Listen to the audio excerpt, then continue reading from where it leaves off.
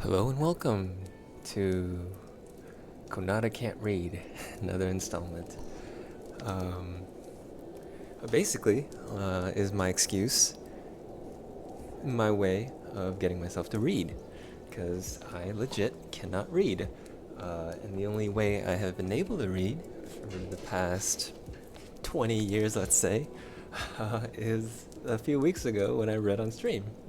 Yes, I literally have to turn it into a performance to be able to fucking read. So, here we go. This one is not a fiction novel, though I wish, uh, really want to read another chapter of Terbius's book. But no, this one is something else that I've been meaning to read but haven't been able to, unless I did it as a friggin' performance. Um, it's not free therapy. Basically, I've been taking this class, and I am super impatient, and so impatient to the point where I want to just read ahead on the class textbook and stop paying for the class because I'm cheap and I'm impatient. If impatient, I can't sit still. So that's what we're going to try to do here today. So yeah, I'm just going to be reading stuff that probably makes no sense to you all, but yeah, thank you for being here anyways.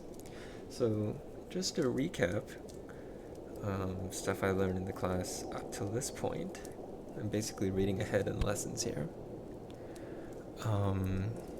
The last few chapters were about, and then this is like a psychology book, like a psychology class. The last few chapters were about skills that help us learn to pick apart and identify what emotions we're feeling at the moment. What feelings we are feeling in the moment, whether it's sadness or anger, and then the thoughts behind the feeling. I'm not a psych major. I am far from it. I'll give before we get started. Before we get started with the new reading, I'll give an example of something really interesting I learned. Made a few jokes during my stand-up sets about my anger issues, and I definitely do have anger issues. I made a joke about seeing dirty dishes in the kitchen. And whenever I see dirty dishes in the kitchen, just walking down the stairs Sunday morning, I see a kitchen counter full of dirty dishes and trash and shit all over the place. I explode. I get triggered. And I just start yelling this slur of cuss word, like motherfucking cunt shit, motherfucking ass, fucking motherfucker. And for the longest time, for decades, I didn't know why. I just thought I was this way. And what I had sort of figured out on my own and with help of some friends is like, okay, like at the very least, don't do it in front of your roommates. Like, don't let other people see it. Don't put this on other people. So like, so every time I just look around, look right, and then whenever there's nobody around, I'd be like, motherfucking cunt, motherfucker. Yeah, I remember another time I was getting DoorDash. I think I was getting DoorDash Chipotle, and the first time they delivered it to the wrong door, and I did that string of cuss words, and then I ordered again, and then the order canceled or something, and I was literally slamming on my table. I slammed on this table so hard in front of me, this one, that it used to be painted black. you could see the part where I slammed the table so hard and so many times it's returned to its natural state of a wooden brown color. That's how amazing my anger issues are. And not to mention, this one time I got Haagen-Dazs ice cream from my grocery store. I put it in the freezer, and maybe I put too much stuff in there. It took forever for it to freeze. And the ice cream melted. My Rocky Road Haagen-Dazs, Rocky Road ice cream melted. And I was so pissed. I was the most pissed. When I think about like the span of my entire life, besides the stuff I've blocked from my memory, that is the most angry I've ever been, is when my Haagen-Dazs fucking Rocky Road ice cream, I put it in the freezer, it didn't freeze, the fucking freezer didn't properly freeze this goddamn thing, and I opened it up the next night to eat it. I was so pumped. I was so excited. I love ice cream. I flew halfway across the world to have ice cream, to have gelato to be specific, in Rome. But, yeah. And then I had this punching bag of a friend called Daspera, and I go to, and I just motherfucking cunt shit, motherfucking fuck ass, mother cunt, mother shit, fucking mother, and like the next day, Dash was like, "Are you okay?" And I'm like, "Yeah, my ice cream melted." So that's the premise. That's the premise of today. Is Konata can't read. So the classes I took up to this point sort of taught me to identify what I was feeling and what might have been causing it. And something I learned. Let me pull up my notes real quick. There's this little template. I am upset that something because something. It makes me worried that I won't be able to something. It wasn't exactly what they taught, but that's sort of what I really clung on to in the challenge after that. So applying to my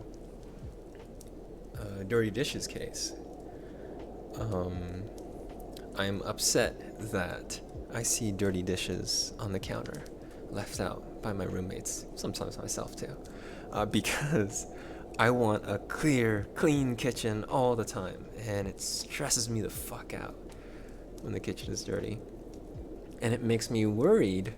This is the interesting part. So it makes me worried that I won't be able to, and this is sort of where I stumble. It's like, I'm worried I won't be able to use clean dishes, cook in the kitchen effectively. And as I'm saying this, I'm like, those seem like really small things that can be worked around. Like, I'm sure I can find clean dishes, otherwise I can hand wash them. I'm pretty sure I can at least, move some of the stuff out of the way so I can cook. But what really is the problem? And then it sort of dawned on me, I'm upset about the dishes and it stresses me out. And because I worry that I'll get yelled at by my mother, who always yelled at me to keep the kitchen clean during my childhood. So, sorry if this is cringe. This is the stuff we'll be talking about today. I'll try to make it funny. I'll really try. I'm not good enough at comedy to make it funny yet, but I'll try.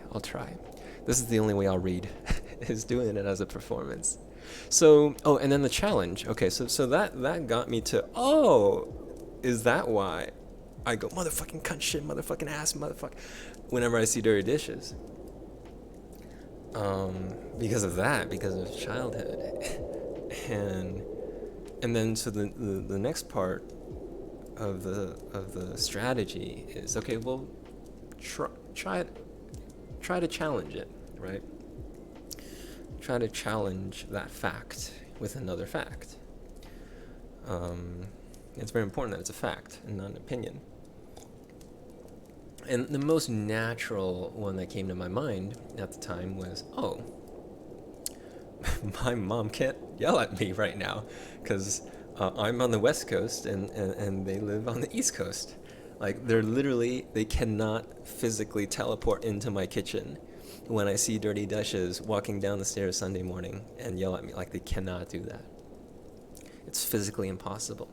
And the crazy thing is I've been doing that for 2 weeks now. So like throughout the 2 weeks, every time I saw some dirty dishes in the sink or something, I was just like, can't yell at me.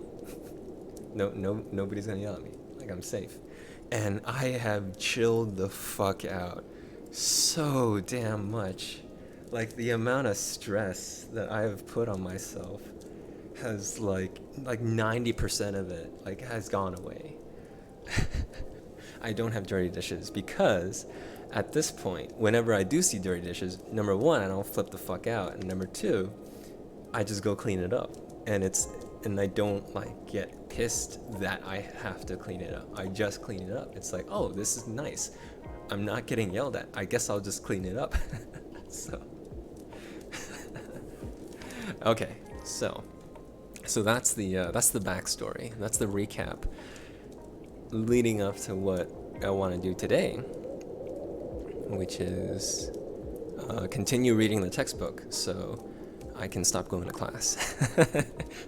If I can get like a good enough idea from just reading the textbook, I don't have to go to class again, and because I have zero patience to sit for an entire class. And I'm just gonna pick and choose stuff that I feel like is relevant to me. So I wanted to go over 3 chapters of one book and then like half of another book. This first book, the 3 chapters of the first book, is about cognitive behavioral. I'm gonna be careful while saying this, but it's cognitive behavioral therapy. And like I'm not trying to like teach anybody anything. I'm not qualified to do any of it. Just to reiterate, I'm just using this so that I can read, because I can't read on my own. I'll literally read the first paragraph and I'll fall asleep. So this is the only way I'll be able to read and not take more classes and not waste my time taking more classes. So like, don't like apply any of this to yourself. This is just me. It's like my masturbating joke. Like me Twitch streaming is like me just masturbating. I'm just pleasuring myself. Like I'm not like there's nothing here for anybody else. So that's what this is. This is just masturbating. Okay. Okay. Cognitive behavioral therapy, recognizing the power of thoughts. We're going to start now. How is this skill related to depression? Cognitive behavioral therapy works with a whole set of thinking skills. Makes sense? To help people climb out of depression. Cool. And it's gonna be cringe. You can leave if you want. Okay. Thinking is as habitual as breathing. Yes. Like breathing, most of the thoughts that we have are automatic. Yes. We don't decide to have a thought, we react with automatic thoughts. Unfortunately, as part of depression, many of these automatic thoughts become distorted. Oh, hell yeah. We easily get into the habit of believing that the worst outcome is the most likely outcome. Oh, hell yeah. And as I'm reading this, I'm gonna like start talking about myself, because I like talking about myself. Gosh, I remember a good period of my life where after I broke up with my first ex, I was like, well, I guess I'm just gonna be alone forever now. like no partner, no friends even. Like I just came into a state of just I accept living alone. I was like, yeah, when I get old, I guess I'll just live on an island and tell everybody to fuck off and and just live like a hermit, like Luke Skywalker on that island in the episode 8. Where he's milking those aliens. Like I'll be Luke Skywalker milking those aliens' nipples on that island and telling everybody else to fuck off. So yeah, I totally get this. The habit of believing that the worst outcome is the most likely outcome. I was so convinced and stubborn. I've hopefully become a lot less stubborn these days, but I was so stubborn back then. I had this idea where what I thought in my head was the absolute truth. I was always 100% correct, and there's no other outcome. And thinking back, that's probably because blue milk equals best milk. That is correct. I was so stubborn, probably because I was so insecure, because I knew nothing, and I was so afraid to face that fact, that I knew nothing. That if I admitted I knew nothing, my world would go crumbling down, which is why I was so stubborn. That led to this. Okay, moving on. Recognizing automatic thoughts, which are creating negative feelings, is actually a skill that needs developing. That is our focus today. Really? Okay. What's the big idea? I might skim through some of this. What's the big idea? Automatic thoughts determine our current picture of reality. There are predictable thought distortions that a depressed person is likely to experience that make the picture seem more negative than it would. Okay, you're just repeating yourself. What might I notice if I'm getting... let's just keep on going. Okay, I get the idea. Negative thoughts, knowing that what I'm thinking right now might not be true. Right, what I'm thinking right now might be a distorted version, because I personally tend to think worst case scenario, and just like, because thinking I'm falling in the worst case scenario is less scary than thinking I might have hope. Yeah, okay. Continuing to cultivate a mindful awareness of thoughts. Oh, Jesus, some quote. Mindfulness creates space and allows us to choose how we'd like to respond to situations rather than reacting automatically. Oh boy, would I love that. Since automatic thoughts influence our feelings and sense of well-being, identifying automatic negative thoughts empowers us to alter how we feel. So I think what that's saying there is, if I can like develop, when I start spiraling down that negativity, right? And if I can build a muscle memory like dancing, where boom, oh, I recognize, oh, like this is happening, I'm spiraling. Just that breath, like that break. Oh, I'm spiraling, so I should step back and do something and alter how I feel. And what I really want to get to with these 3 chapters, and what I want to get to with the chapters today is how. What are the techniques? Like once I figure out, oh, there's something wrong, what do I actually do? How do I do something about it? So we'll see if I can get to that part today. When you feel a surge of distress, take a moment to step out. That's exactly what I just said. Step out of the side of the picture. Okay, I'm going to keep going. Let's revisit the cycle of depression. Let's not. I don't need graphs. Let's keep going. Okay. What are thinking distortions? Very quick, automatic patterns. I feel like this is so repetitive. Jesus Christ. What are they like? Negative? Nope, I know. What do they do? Distort reality? Yep, I know that too. How do you change them? Okay, cool. How do you change them? Practice mindfulness to create your awareness of automatic thoughts that surface. What I just said. As you notice them, remember to step outside the picture and observe them as passing thoughts, not necessarily facts.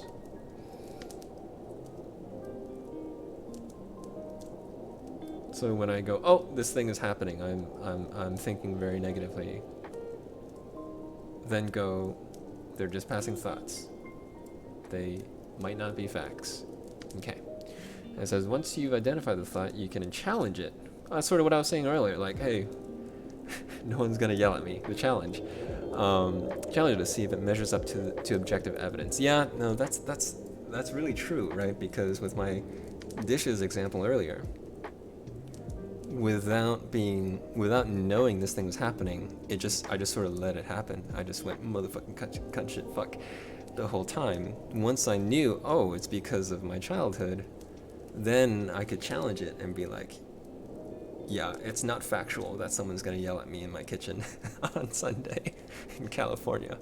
Okay, and then it continues. Then if you decide to, you can choose an alternate thought and response. Yeah, that's what happened to me. You can also use your awareness of uncomfortable emotions or unpleasant physical sensations as a cue that thinking yeah, okay, I know. Common thought distortions. Let's keep going. Let's keep going. Okay, this is chapter 4, or the second chapter of the 3 I want to do in this book. Okay, understanding messages of feelings in cognitive behavioral therapy. Understanding messages. I'm just going to skim through this real quick. Depression is a cycle. We feel powerless, stuck, distorted negative thoughts. Good news is we can break the cycle. Cool, show me how. Recall a discussion about mindfulness. It's the foundation. Yep, I know. What's the big idea? Okay, let's just keep going. Okay, so here's the exercise. Thank you for the sub. Oh. Thought, for the folks joining today, now, this is konata can't read. Okay, let's keep going. I can't read unless I'm doing it as a performance. It's very sad. The last time I read was in 4th grade, the first page of the first book of Harry Potter, and I knew I couldn't read when I fell asleep in the first paragraph. So, but hey, I found a way to read now. So, and this is something I wanted to read. It's like a psychology textbook thing. Okay, so here's this exercise. Thought or feeling? Our first job is to effectively differentiate between thoughts and feelings. Although thoughts and feelings are related, they are sorry, I'm getting distracted. My empathy brain is going, hey Sylvie, how was your stream? Although I watched like half of it. But yeah, thank you again. Thank you, everybody. Okay, our first job is to effectively differentiate between thoughts and feelings. Cool. Although thoughts and feelings are related, they are different. This is sort of what I was talking about before. A feeling and then a cause to the feeling. Thoughts are words that go through your mind. They usually take the form of sentences or phrases. Thoughts convey what we are thinking. An example is, nobody likes me. I'm a failure. My future is bleak. Wow, they read my mind. Thoughts, since they are evaluations or judgments, are open. Oh wait, no, hang on, it's like a left and right thing. Okay, so that's thoughts. Okay, feelings are your emotions. They are usually communicated in one word. Feelings convey our emotional or physical state. An example, I feel happy. I'm cold. What the fuck? Feeling cold. Oh, it's a feeling, okay. I feel sad. I'm worried. Okay. Thoughts, since they're evaluations or judgments, are open to questioning because their accuracy is debatable. Oh, I see what they're trying to do. They're trying to break apart thought and feeling, and the thought is what you can is the thing you could do something about. It's actionable. Okay, feelings, since they're descriptions of your internal state, are difficult. Yeah, that's what I thought. Difficult for others to challenge. What do you mean others? Me. Difficult to challenge or question. Okay, going back to the thoughts. When you start a sentence with I feel like or I feel that, you are probably not expressing feelings directly, but rather a thought that has a feeling attached to it. Yeah. Physical sensations are typically associated with feelings. So now this is the feelings, okay. For example, when you're feeling angry, your muscles may become tense, your pulse rate increase, etc. Okay, let's keep going. Find the message in your feelings. Feelings provide us with important information. They alert us to automatic thoughts that are occurring in the moment and how we are relating to others or our environment. I'm starting to fall asleep. They suggest to us an effective course of action and motivate us to take that. Okay, this is a lot of jibber jabber. Okay, let's do. There's a bunch of shit here, like emotions: sadness, anger, anxiety, guilt. Guilt 1, guilt 2. Really? There's that much guilt? Hurt. Okay, sorry. Didn't mean to downplay or undermine that, but okay, I'm just gonna go with sadness and anger. Those are my main things. Okay, sadness. So this is finding the message in your feelings. Sadness. The message. Something or someone valuable has been lost, and I haven't found anything or anyone to adequately replace it or fill that space. Replace the role they filled. Needed action, determine what the nature of the loss has been, and then find effective ways to replace what has been lost. For example, if your now deceased parent was a good advisor to your... wow, really? A typo? Sorry. If your now deceased parent was a good advisor to you, think about which of your friends might also give good advice. I see. So this book is defining sadness as loss. Something you had and that you don't have anymore. So you feel sad. And sort of the action that they are recommending is try to find out what you have lost. Not just like the person or the thing, but like what was the essence of their example was like if you lost a parent, you didn't just lose a parent, you lost an advisor or someone to go to, right? Like something like that. And basically, what it's saying is you can fill in that hole. You can find a way to fill in that hole. In this case, maybe finding a friend. That's cool. I think that's very true for me as well.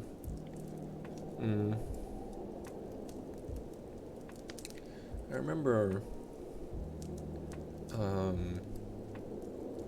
sort of at the end of my 10-year relationship with my ex. That's when I started VR. And that sort of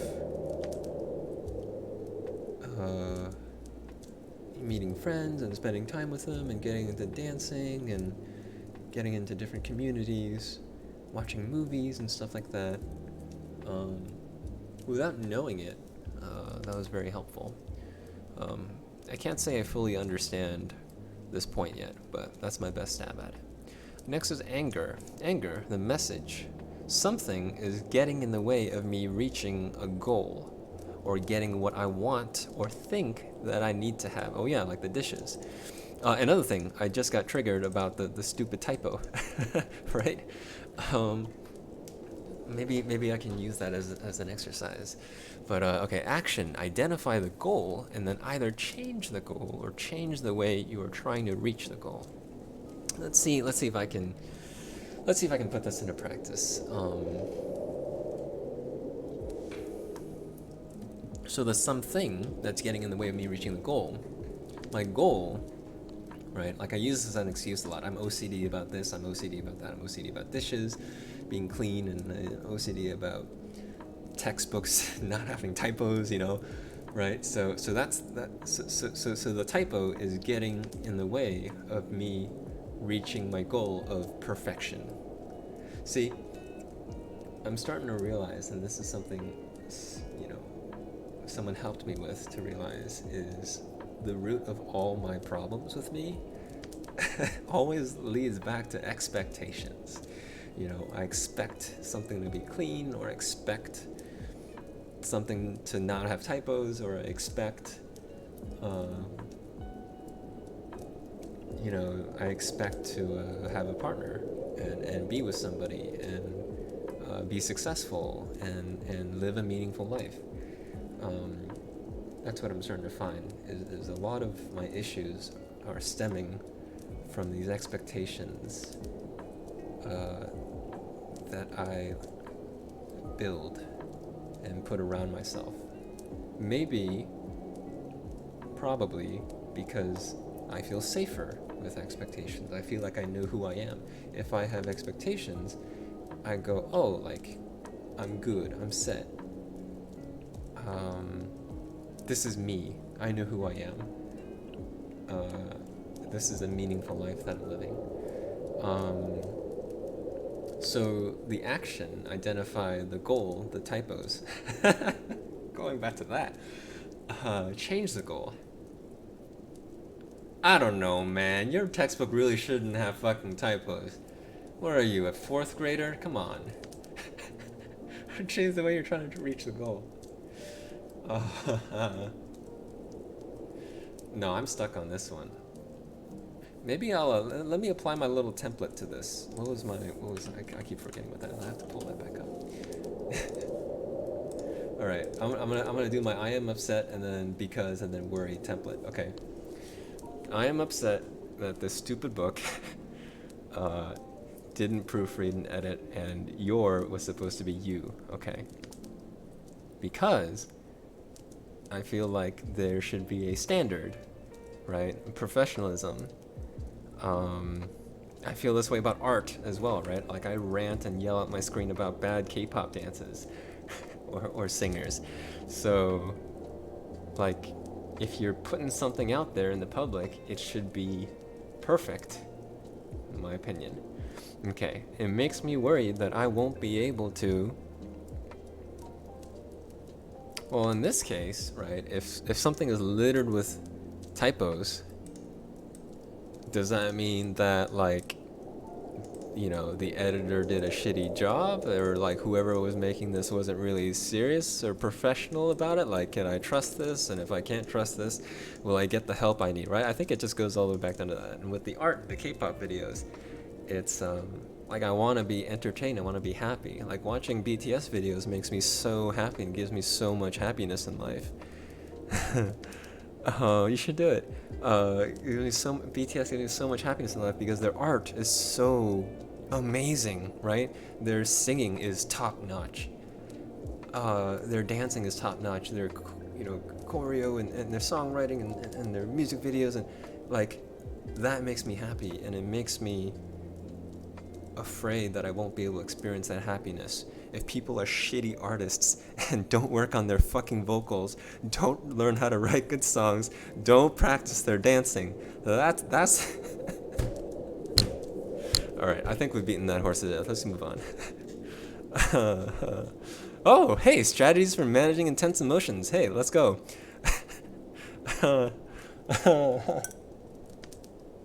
This is really embarrassing. Sometimes emotions are so intense it can be difficult to think clearly. Yeah, and immediate problem solving is not possible. Oh yeah. Following strategies are helpful for times when you feel swept away. Yeah, fucking bad dancers by your emotions, and they seem to get in the way rather than help. You know, yes, ultimately that's what I want. I just, yes, I like choosing the healthier path for me than the less healthy path for me and other people. Because when I scream at my monitor at bad dancers, it probably has a negative effect on the people around me too. Okay, and scares my friends away. Okay, using the skills we discussed in this chapter, try to be strategic in deciding how to respond. You can, number one, use feelings as signals and take action needed to respond to them. Okay, the trigger, and take a pause, take a breath, and recognize what's happening right now. Okay, number two, take opposite action to your emotions to reduce the intensity. That's interesting. Okay. Hey, yeah. No, okay, I have an example of this. So when I started stand-up last year, the same dirty dishes example, that's such a huge problem for me in my life. When I started stand-up, whenever I started getting in the habit of like making fun of stuff that made me angry, making fun of myself for getting angry at stupid things, and I started doing little stand-up bits about it. So I started getting in the habit of whenever something made me angry, I would go, wait, like, is that funny? Can I turn that into a little stand-up bit? So then I would get distracted with writing a stand-up bit on my phone in my notes app instead of getting angry over the dishes for an hour and stewing in the anger. So I think this is kind of related, right? Like, because you could sort of say that laughing is the opposite of going motherfucking cut shit fuck ass and kicking the wall and slamming the table with my fist. I feel like that counts. So I can take. I feel like that's the thing for me because I appreciate comedy so much, even though I'm so bad at it. I feel like my appreciation can lead to me using it as an opposite action. So the typo, if I can make a joke that, you know, it's okay.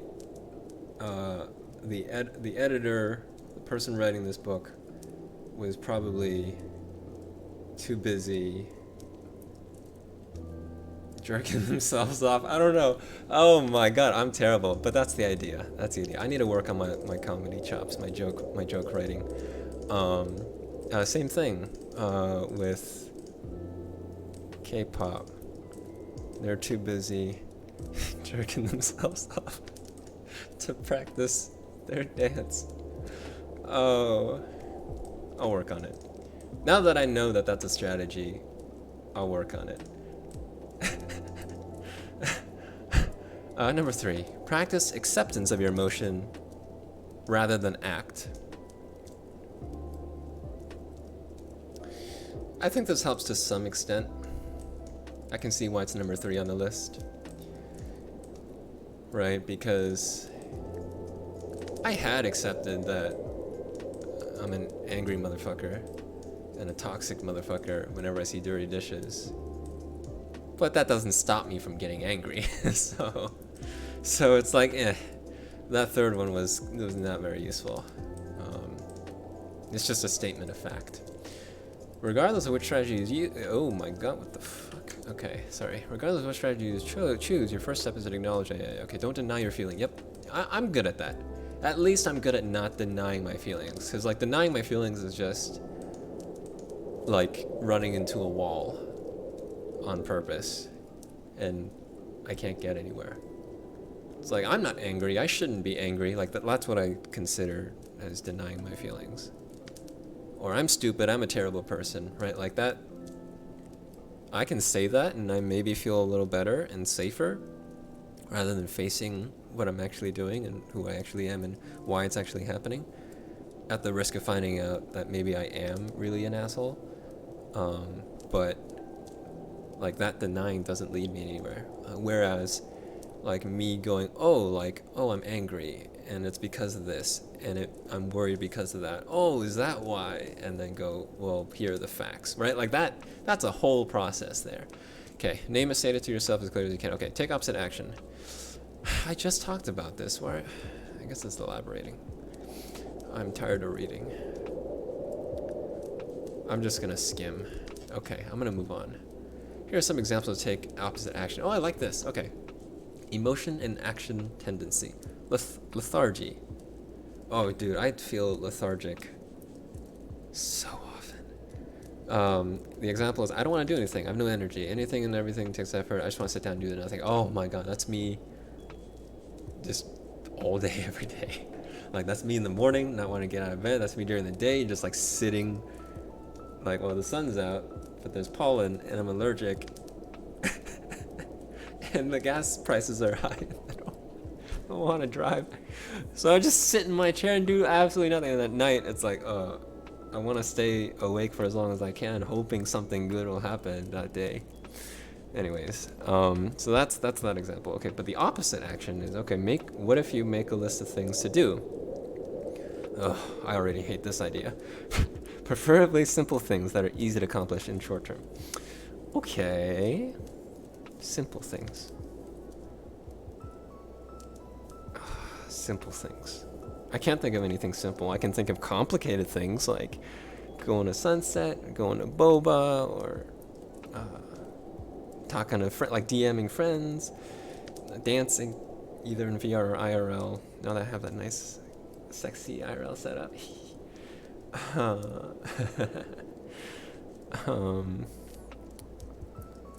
Singing, writing stand-up, performing stand-up. That takes a lot of energy, though. So this, I can't really figure this point out. Let's move on. Don't ask yourself if you feel like or want to do these things now. Don't wait for the energy to come. Fuck you. Instead, just do them and anticipate how you will feel once you've accomplished. Oh, fuck you. Easy for you to say. So it's basically saying, yeah, I don't have the energy to dance right now, but think about how I'll feel. Yeah, I'll feel amazing when I dance, but that's not the issue. It's like right now, I feel like shit and I don't feel like doing anything. Focus on the doing, not your lack of energy. Fuck you! See, the reason I'm so angry is it's true. I feel like it's poking perfect holes in everything I'm saying. Focus on the future, feeling the accomplishment, not your current feeling. Ugh. Alright. Nike, just do it. Yep. Focus on the doing, not your lack of energy. Focus on how you'll feel. Your feeling of accomplishment. So maybe it's like a mind over matter thing, right? Like if I distract myself with how much fun dancing, this is a huge problem of mine. Like ever since I got VR, okay, so now it's like, okay, I gotta put on the VR headset, get the controllers, turn on Steam VR isn't working, restart Steam VR, right? Okay, that's fine. And then, like a year later, I got full body, then it's like, okay, I gotta put the hip tracker on, I gotta put the left leg tracker on, right leg tracker on, okay, and then I got Steam VR, now it's extra complicated, okay, that's fine. And now it's like, oh, my straps my Velcro straps are fucked up, so now I gotta put my little hair clip, that's fine too. Oh, now I have wireless, well, fucking wireless never works, so I just put... I have to turn on the AC, and then I have to get a gallon of water, and I gotta get like a nice dancing shirt because the tracker and my shirt will come with hip tracker. And then I gotta go to the bathroom because I'll dance for hours, and I gotta use the bathroom. It's like this whole like hour-long ritual now. So what this bitch ass motherfucker is saying, who wrote this textbook, is saying is just focus on like that like runner's high, like that euphoria, or like the friends I get to see, and the dancing and getting into the flow of dancing, and not like all this shit, like all this fucking Vibe Wireless shit, and not like being tired. I don't know, man.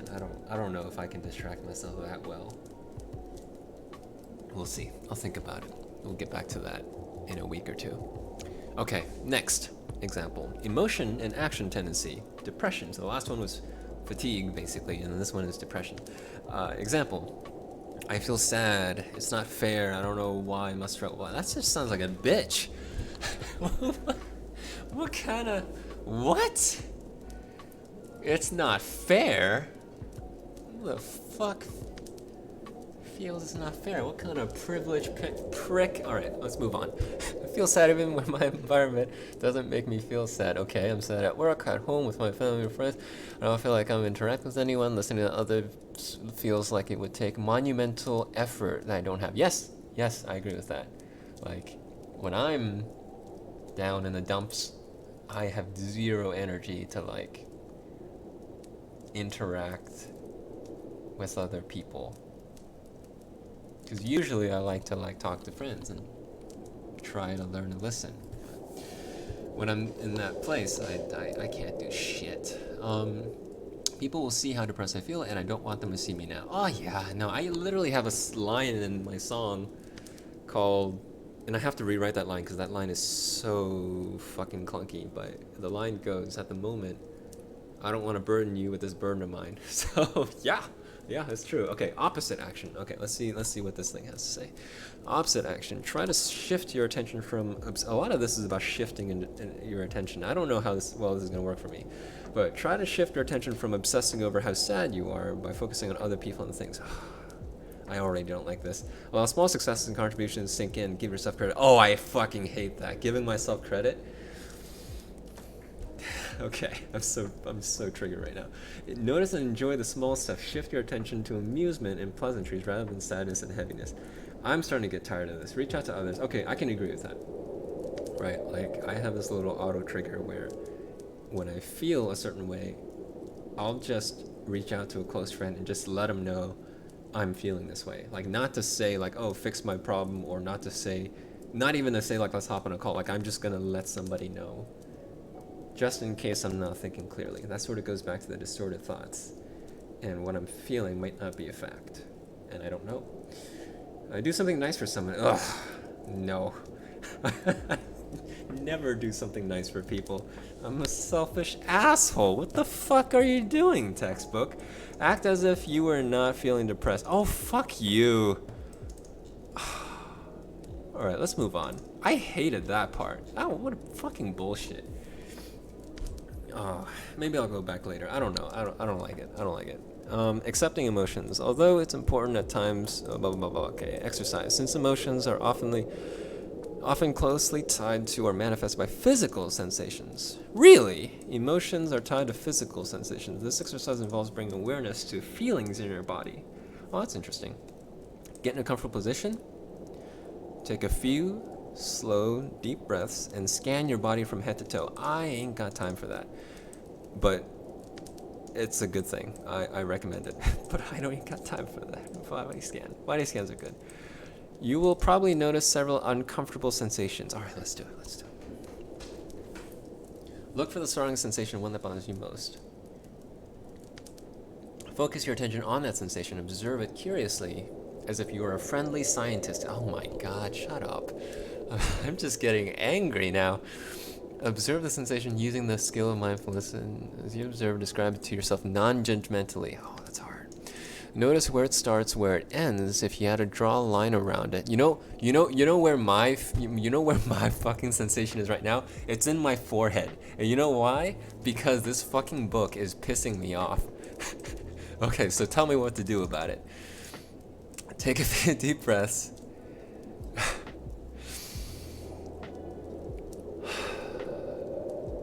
Okay, diaphragm breathing. Okay, I know how to do that from singing. Okay. I just want to say, because I found that really cool. There's lungs breathing, and then there's diaphragm breathing.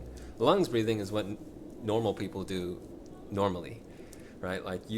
In the way you can tell is you put one hand on your tummy and one hand up on your chest, and then just breathe like a deep breath. And whichever hand feels like moving the most, that's what you're doing. So normally, if you're breathing with your lungs, you'll find that your lungs, your chest is moving. So if you want to do diaphragm breathing down where your tummy is, either for deep breathing exercise or for singing, because that's where the best singing comes from, is from diaphragm breathing, then just try to play with your muscles and build up muscle memory so that it's your tummy that's moving and vibrating when you're doing that deep breath. So you're sucking that air down into your diaphragm, and you'll be able to feel it when you got it. And when you got it, just sort of remember that feeling and the muscles that you use to get there, and just keep doing it. And then for singing, because it's totally unrelated, but if we're singing, you just sort of like collect that air down in your diaphragm, that tummy. It should get like hard, like rock hard abs, and then you just push up. You just push up, and it starts to get a little more technical. Once it's in your tummy, that air, you can push it up to your chest to use your chest voice to sing a note, or your nose to sing with nose voice, or up to your head, your forehead to sing with head. And usually it's like deeper, more fuller, real voice notes go in your chest. You want more nasally, maybe higher notes that you need a little help with in your nose, and like super high notes, like Beyonce high notes, or falsetto up in your head. I don't know, falsetto could be anywhere, but anyways, that's completely unrelated to this. Okay, it was talking about deep breaths. Okay, deep breaths. Okay, so I'm pissed. You know what? Just talking about singing got rid of my anger, but let's go back to it.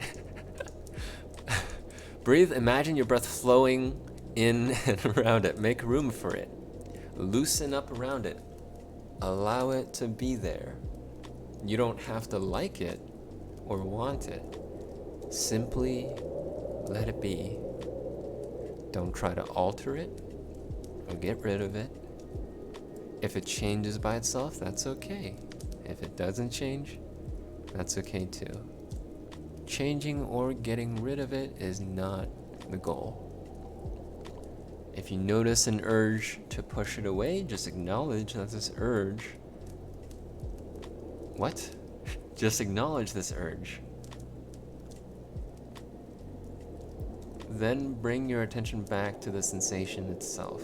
If you find your mind starts commenting on what is happening or making judgments, just say, "Thanks, mind," and come back to observing.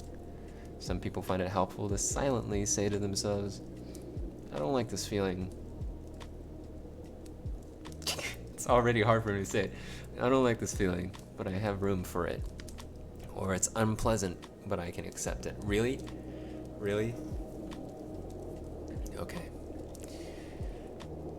Okay. I accept that I'm pissed that this stupid book is pissing me off. Steps to accepting emotions. Observe. Bring awareness to the feelings in your body. Yep, up in my head. Describe, identify the emotion. Anger. Name it. Investigate it non-judgmentally. I am pissed. That book is stupid. And expand. Take deep breaths. Breathe into and around the feelings. Create space for them. Allow them to be there. That's the hardest part. Okay. All right. So that's accepting your emotions. And this is the last chapter in this first book, and then I'll move on to the next book. Yeah, freaking book. TLDR, just don't be sad. Yeah. How to untangle your thoughts. Also, I want to make sure I'm reading the right shit here. Is this what I originally intended to read? Untangling your thoughts. Yeah, yes it is. Okay, we're good. That was my paranoia. Page 25. Okay, how to untangle your thoughts. I would love to know this.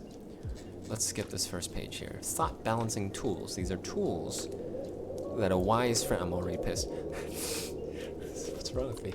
These are tools that a wise friend would use... Fucking bullshit. Would use in order to help you step outside the picture in order to get a broader perspective. Then just say this tool will help you get a broader perspective, okay? Alright, thank you very much, editor or writer. Number one, identify the distortion. I'm being so distracted right now. Identify the distortion. Write down your negative thoughts. Write down so you can see which of the cognitive distortions are clouding your thinking. This will make it easier to think about the problem in a more realistic way. Identify the distortion. Okay, let's talk about depression. That's easier to talk about in terms of distortion. Distortion, I'm a piece of shit. Okay. Okay, so that's what I've written down in my head out loud. Okay. Best friend or double standard technique. Oh, I think I know what it's trying to say. What would your friend say? Basically, like, I'm just gonna summarize the whole paragraph. Okay, what would your friend say? Let me read it to see if I got it right. Depressed people tend to be critical of judgmental of themselves. Shut up. I hate it when it's right. We often hold unrealistically high expectations of ourselves. Oh, shut up. Keep going. We may engage in extreme negative self-talk. Okay, beating this horse to death. More than likely, we do not hold our friends to such high standards. Well, of course. That's them and I'm me. We certainly do not speak to them the same way we speak to ourselves. That is true. Where are you getting at? Instead of putting yourself down in a harsh, condemning way, talk to yourself the same way you would talk to a friend with a similar problem. Oh, okay, so I got it wrong. It's not what would a friend say, it's what would you say to your friend who's going through what you're going through right now. That's interesting. So, I'm a piece of shit. So then my friend is saying, I'm a piece of shit. What would I say? I don't know what I would say. Let's keep going. What would I say? Book, help me. Where do I go from here? Let's move on. Clarify definitions. We often use harsh labels for ourselves. Yeah, piece of shit. That can make problems feel worse. Yes. For example, yeah, I don't need an example. I already know. Creating the definition. See if you live up to it. Or if you expect your best friend to live up to it. After creating the definition, see if you live up to it. Fuck does that mean? Alright, let me go to the example. For example, if you are repeatedly experiencing thoughts that you are a failure, okay, or a piece of shit, establish a working definition for what that term means. I shouldn't have skipped ahead, that was important. Establish a working definition for what a piece of shit means.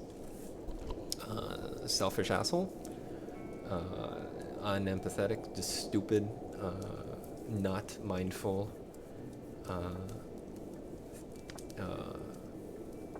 angry, hurts people, does things that, yeah, hurt. I already said that. Okay, alright, so that's the definition. I'm not gonna go to see if I live up to it. Let's see if this best friend lives up to it. I don't know where we go from here. Let's keep going. You may find that you want to reevaluate your chances are you're being too critical of yourself. I don't know, man. I don't. Shit. Selfish. I'm selfish. Asshole. I'm an asshole. Hurt people. I have hurt people. I still hurt people today. I don't know what you're getting at, book. This is not helping me. I'm missing something. Imagine an example that you define failure as making less than blah, blah, blah. Okay, here's the example. Okay, imagine that you define failure as making less than $100,000 a year. Oh, stupid definition of failure. I'm sorry. Many benefit from questioning the value of their definition, creating a more balanced one.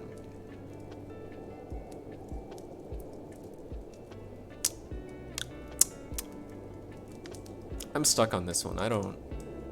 I can't process this one. I can't figure this one out.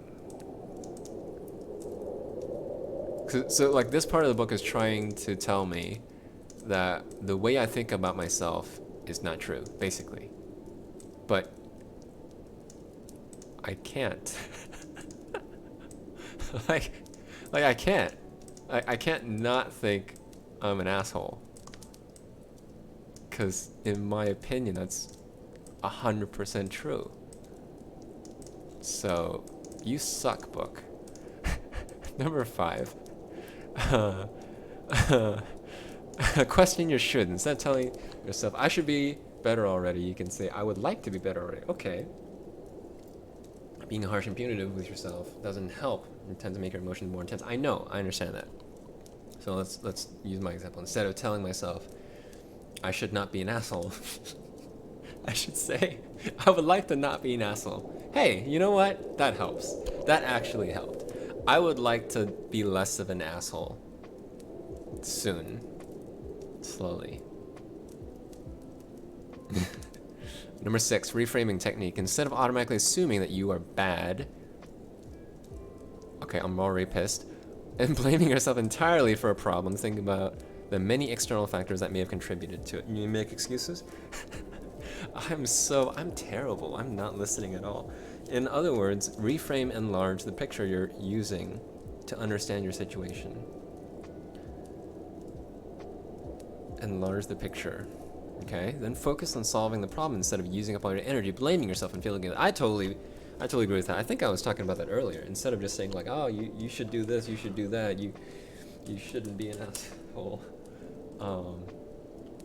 Like find a process.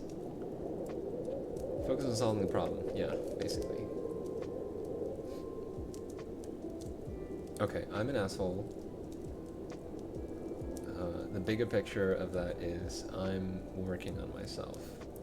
So, trying to be more mindful when I am being an asshole, so I can sort of choose whether to continue down that path of assholery. Like if I'm doing something, this is a problem. I'll be transparent. This is a problem I have a lot. Is like messaging people and like talking to certain people that I feel like don't want to talk to me. I have this problem with obsession.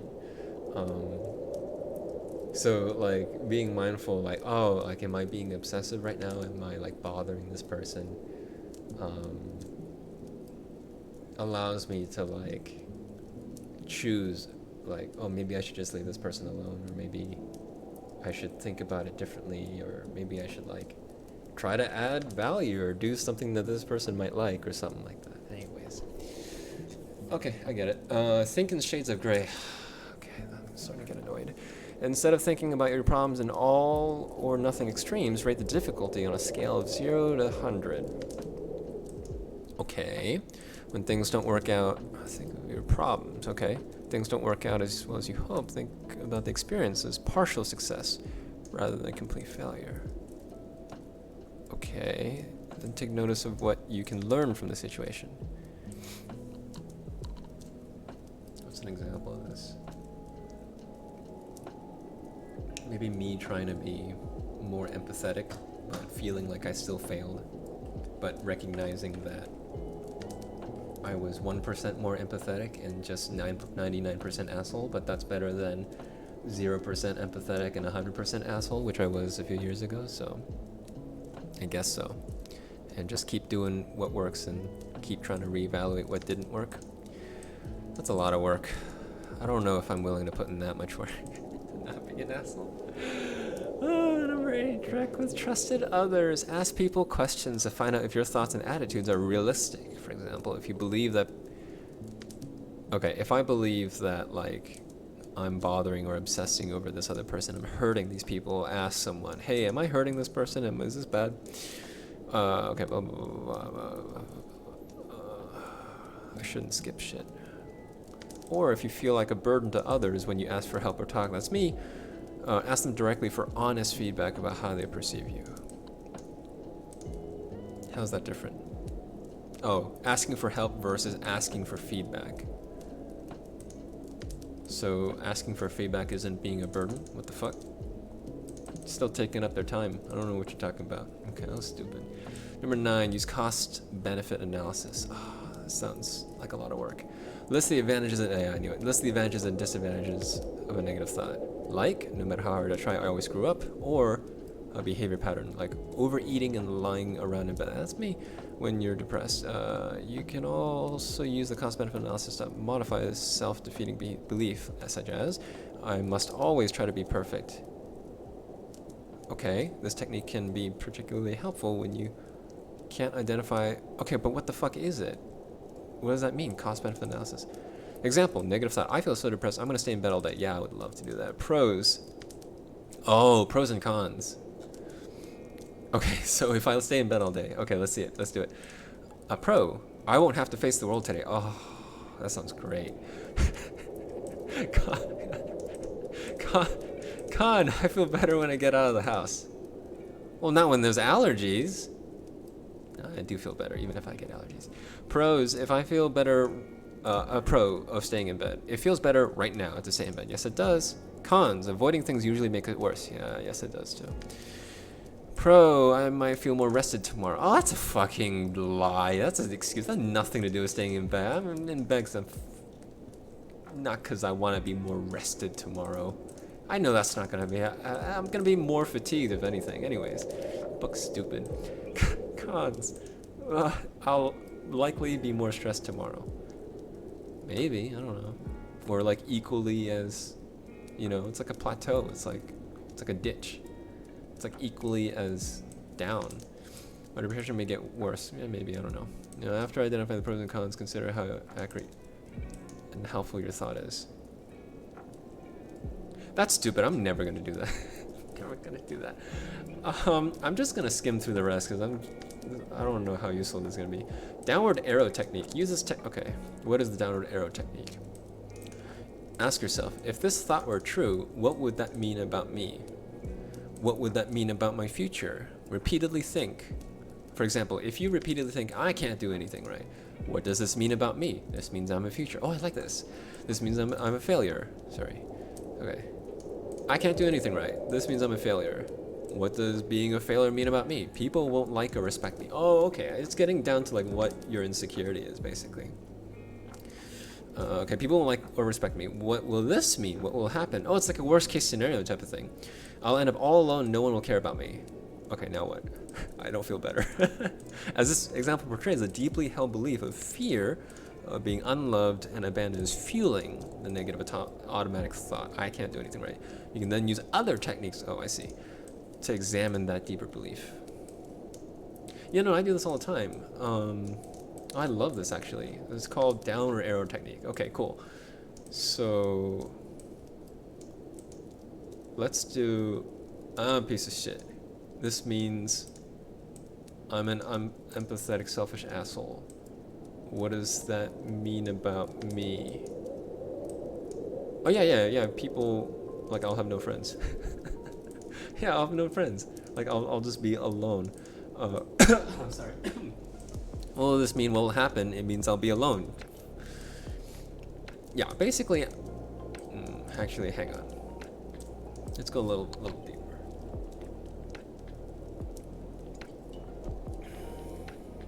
I think it gets down to what I said earlier.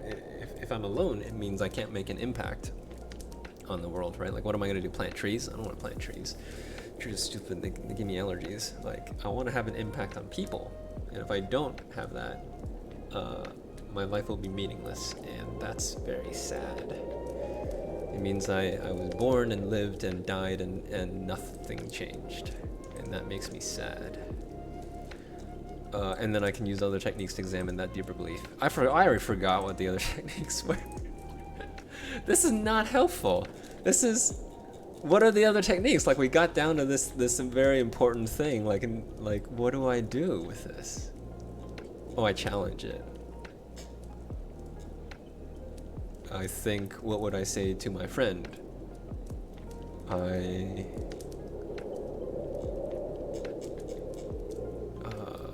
How would I challenge that? No, I've already made an impact on people, and life is, one step at a time. If I die today and you know I've only done what I've done, then that's what I was meant to do. But if I keep going, it means I can keep getting better, and I can do something about it. Okay, that's cool. Number 11, examine the evidence. I would rather not. Let's keep going. I'm already bored of this. Oh, I'm done. I'm done with the first book. Well, that was cool. All right, let's take a look at examining the evidence a little bit before we move on. Okay. Instead of assuming your negative thought is true, I already disagree with that. Examine the actual evidence for it. Okay. Try to suspend your biases. Oh, that's hard. Like a scientist. I'm not a scientist. Look for evidence that supports the thought versus the evidence that refutes the thought. The only way I can do this is like if I put on an act, right? Like if I start BSing. Let's try that. If I'm a lawyer, if I'm a blood-sucking fucking lawyer, and I just want to spin this story so I win the case, and my opponent is me, and the opponent is saying, I'm a piece of shit, and I'm gonna spin this BS. I can't do it. I can't do it. I can't do it. I don't think I'm ready for this yet.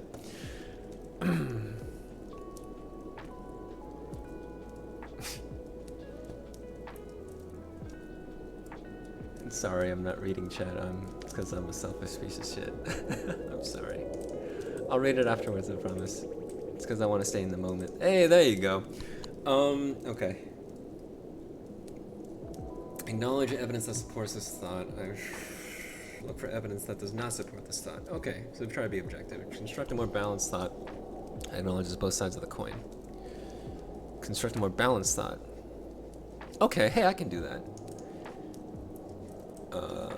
I am 1% learning to be more empathetic and 99% selfish asshole, which is better than what I was before. There you go. That's as much as I'm willing to compromise. Okay, cool. Let's keep going. Next book. I'm excited for this next book. I actually like this other book way more than the one I just did, but I had to do that so I wouldn't feel like I missed something important. This next book... Sorry. Okay. Alright, that was a ride. This next book. What does DBT mean? Something earlier with okay, emotion regulation. Okay, let's keep going. And I wanted to skip. Where do I want to go? I want to skip to like the solutions. So I recapped this earlier, but the first half of this book basically just taught me how to identify what I'm feeling and then the root cause of what I'm feeling. So just like techniques to figure out what's going on to start with. And then so the second half of the book is like, okay, what can you do about it? So that's what I want to read. So this chapter is emotional agility, what the fuck that means, and changing emotional responses. That sounds interesting. Like how do I change, right, this response of when I read emotional agility, I go, what the fuck does that mean? And I get all angry. Okay, emotional agility. That's okay. It explains it. Show up. Make contact with your emotions. Willingly, with curiosity and kindness. With curiosity and kindness. Okay, fine. Step out, detach from or observe your emotions and thoughts as just that, thoughts and emotions. Oh, that's so hard. You're separate from your emotions and thoughts. See yourself as, what the fuck? See yourself as the chessboard rather than the pieces on the board, restricted to specific moves. I don't know what that means.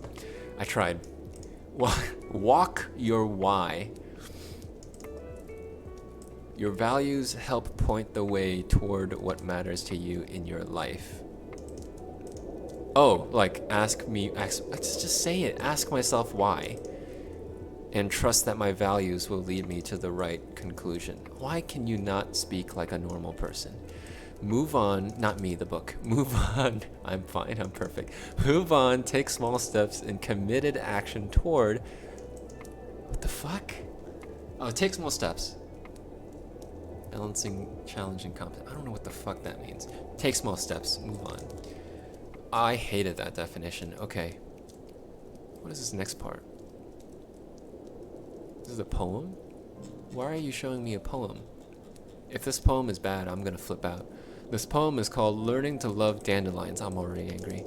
Dandelions, the song, okay, let's just read it. A man who took great pride in his lawn, found himself with a large crop of dandelions.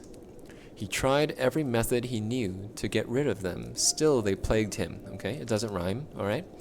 Finally, what's wrong with me? Finally, he wrote the Department of Agriculture. What? He enumerated all the things he had tried and closed his letter with the question, what shall I do now? In due course, the reply came, we suggest you learn to love them.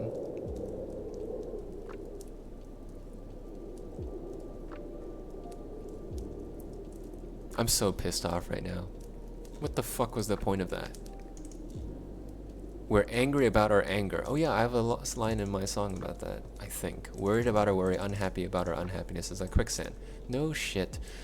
The harder you struggle with your emotion, the deeper you sink. Wow, thank you so much for that, Sherlock. That was so helpful. That was like showing up to a crime scene and where there was a murder and be like,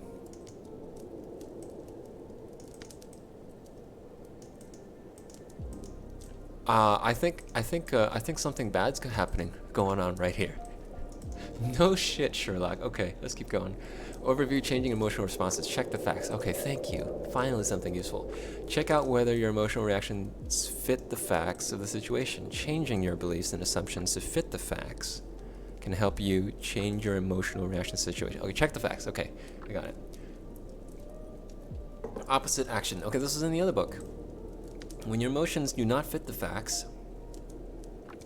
okay, or when acting on your emotions is not effective, acting opposite will change your emotional reactions. Fine. Problem solving, when facts themselves are the problem. Oh, I like this. When the facts themselves are the problem, like the selfish asshole thing, solving the problem will reduce the frequency of negative emotions. Yeah, trying to be more empathetic. Okay, that's cool. I agree with that. Okay, check the facts. I don't need an exercise on this. What is the emotion I want to change? Anger. On stupid, repetitive, and irrelevant book writing. Number 2, ask, what is the event prompting my emotion? You, this book. Ask, what are my interpretations, thoughts, and assumptions about the event? That this book shouldn't be dumb, and it should be efficient, effective, relevant, and the way I think it should be. Ask, am I assuming a threat? The threat is me wasting my time and not getting the help I need. Ask, what is the catastrophe? I just said it, motherfucker. Ask, does my emotion or its intensity fit the actual facts? Probably not. And then ends there. So what the fuck do I do about it? Oh my god, I hate how these books do that. Unhelpful thinking styles. I already know. I already know this. All or nothing. Overgeneralizing. Mental filter. What does that mean? Only paying attention to certain types of evidence. Sure, yeah. Disqualifying the positive. Yep. Jumping to conclusions all the time. Magnification and minimalize. Okay, I don't feel like reading that. Emotional reasoning. What does that mean? Assuming that because we feel a certain way, what we think must be true. Okay, yeah, it's the distortion of facts. Should and must. Yeah, I agree with that. Labeling. Stupid. Yeah. Selfish asshole. Personification. This is my fault. Blaming yourself for taking responsibility for something that wasn't completely your fault. Sure, I blame my mother. Okay. But mostly myself. Examples of emotions that fit the facts. Okay, this is interesting. So this is what, okay, fear. There's a threat to your life. Let's not talk about fear, let's talk about anger. Anger. An important goal is blocked or a desired activity is interrupted or prevented. So this is something that fits the facts. My goal is to get through this book and get something useful out of it in a timely manner. So when the book is being stupid and talking about dandelion poems that don't rhyme, yes, my activity is interrupted. So you're saying that this does fit the fact? And my feelings are valid? Maybe that's what it's trying to get to. You or someone you care about is being attacked or hurt by others. I feel like my intelligence is attacked when you put a typo in. Okay, never mind. You or someone you care about is insulted or threatened by others. The integrity of your or status of your social group is offended or threatened. Okay. All right. Sadness. You've lost something or someone permanently. That's an interesting word there. Things are not the way you wanted or expected or hoped them to be. Okay. All right.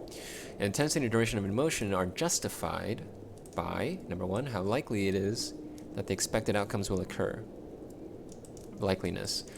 Number two, how great or important the outcomes are. Yeah, how significant it is, or if it's just insignificant, like the stupid book. Number three, how effective. No. It is significant because I wanna figure shit out. Number three, how effective the emotion is in your life right now. Ineffective. Me being pissed at the book as it's trying to help me is not very helpful to me. Okay, opposite action. Yeah, okay. Every emotion has an action urge. Oh, I like this. This is going to break this down. Change the emotion by acting opposite to its action urge. Okay, what the fuck is an action urge then? Oh, here it is. It describes it. Emotion is anger. Action urge is attack. Yes, I was attacking the writer and the editors.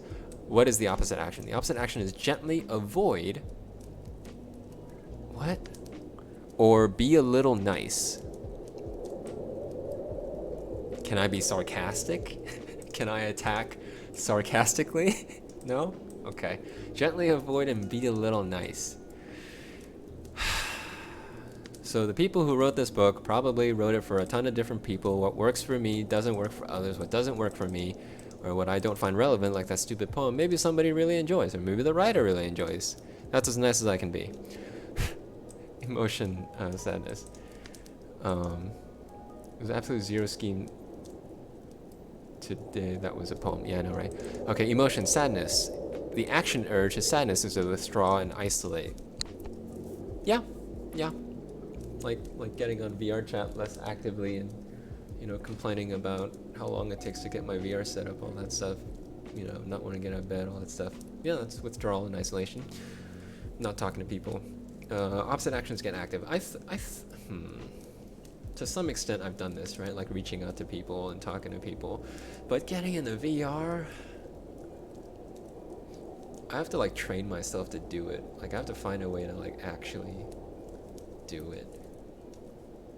I managed to get out of bed by playing BTS Life Goes On repeat. And by like the 6th or 10th time I'm able to get out of bed. So maybe I gotta find like the Life Goes On BTS song equivalent of getting into VR. What is that? I can, something that has worked for me is like scheduling a time to get together with friends. Because then it's like, oh, I gotta get in VR like at 8 p.m. or 10 p.m. because my friend is waiting for me. Okay. I'm not going to give that credit to the book because I figured that shit out myself. So, because the book didn't say, hey, by the way, applying the opposite action can sometimes be really hard. And we know you want to do it, but you haven't been able to do it. So here's this technique to be able to apply the opposite action. Oh, wait, no. How to do the opposite action step by step. Fucking hell. See, this is what happens when you don't read. It literally explains it in the next part. Step 1, identify and name the emotion you want to change. Getting in VR because I'm sad. Step 2, check the facts to see if your emotion is justified by the facts. Check also whether the intensity... Okay, let's just skip that. Step 3, identify and describe your action urges. Action urge is to not get in VR. Step 4, ask wise mind. Wow. Is expression or acting on this emotion effective in this situation? No, I don't want to be sad. If your emotion does not fit the facts and is not effective, identify opposite actions. Getting into VR. Act opposite all the way to your action urges. That's fucking stupid. Really? Your step 6 is act opposite all the way to your action urges? Step 7, repeat acting opposite to your action urges until your emotion changes. So basically, it's saying, hey, this opposite thing that you should do, just do it. And do it all the way. And you know what? Keep doing it. Well, fuck you. The whole problem was I couldn't find a way to get myself to do it. So I think we proved I'm a fucking genius. This book is fucking stupid. So yeah, and just to recap, my genius is like little strategies to get myself over the hurdle of doing the opposite action, whether it's playing my favorite BTS song. That's not my favorite, it's my second favorite BTS song. That gets me out of bed. Or like scheduling, hey, at this time we're gonna go dance with a friend. And that's like social accountability. That gets me to put my fucking VR headset on and deal with via wireless. I wonder if that applies to anger. What reason do I have to be nice to this fucking writer? You know what? I don't have to fix all of me today. I'm okay with shitting on the person who wrote this book. So I'm just gonna leave that be. I'm not gonna fix that. Problem solving. Step 1, figure out and describe the problem situation. Problem solving. Let's do empathy and being an asshole. Describe the problem situation. I'm just so used to being selfish, and my brain is wired to think about my own interests and ignore or be oblivious about other people's interests. Number 2 step, check all the facts. I checked all the facts. It's pretty true. Identify your goal. Be like 1% more empathetic. How about that? Brainstorm lots of solutions. Wow. Wow. Really, book? Really? To solve my problem, I should come up with solutions? I had no idea. Think of as many solutions as you can. Ask for suggestions from people you trust. Do not be critical of any ideas at first. Choose a solution that fits the goal. You're so fucking stupid. This is so useless. I really thought that this was going to be much more helpful than this. Okay. So, to be 1% more empathetic. Number 1, I like how I trashed the thing and now I'm doing exactly what I told me to do. Number 1,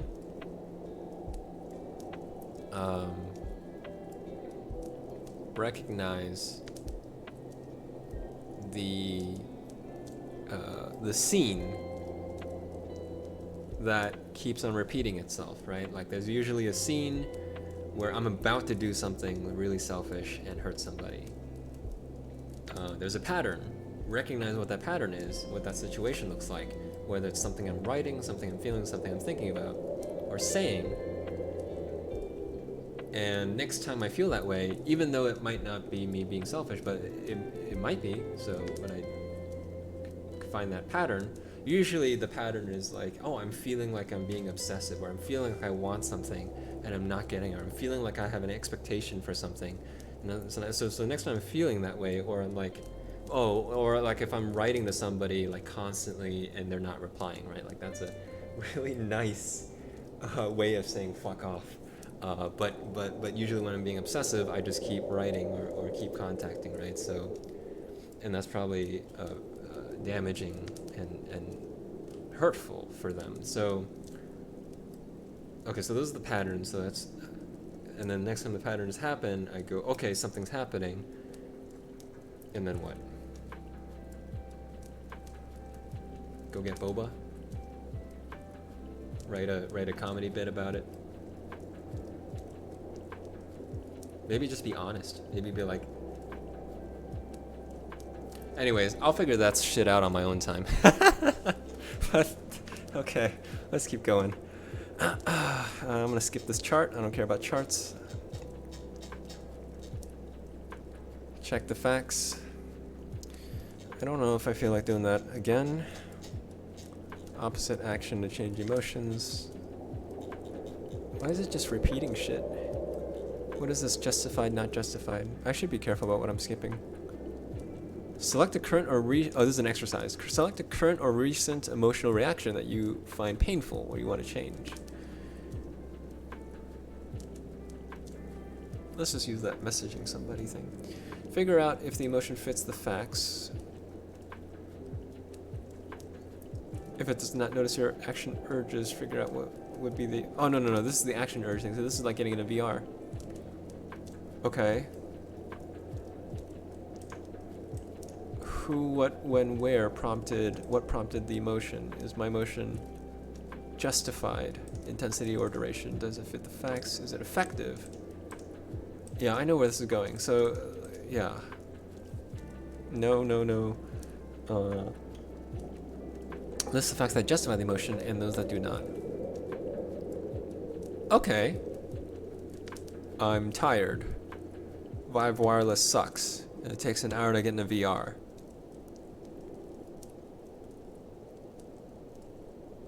Not justified. Well, the reward of getting into VR, you know, is really nice. I think I already solved this. I'm gonna schedule a time to hang out with friends. Let's move on. Problem solving to change emotions. What's the problem? Being an asshole. Check the facts. I'm only 99% asshole. Rewrite the problem. Yeah, I just did it. What is a realistic short-term goal? Be 1% less of an asshole. So be 2% empathetic and 98% asshole. Brainstorm solution. I just did it. I just did it. I just brainstormed my solutions. Recognize the patterns. Have some auto actions like going to boba or what was the other thing? Writing a comedy bit about how much of an asshole I am, or telling the truth, whatever.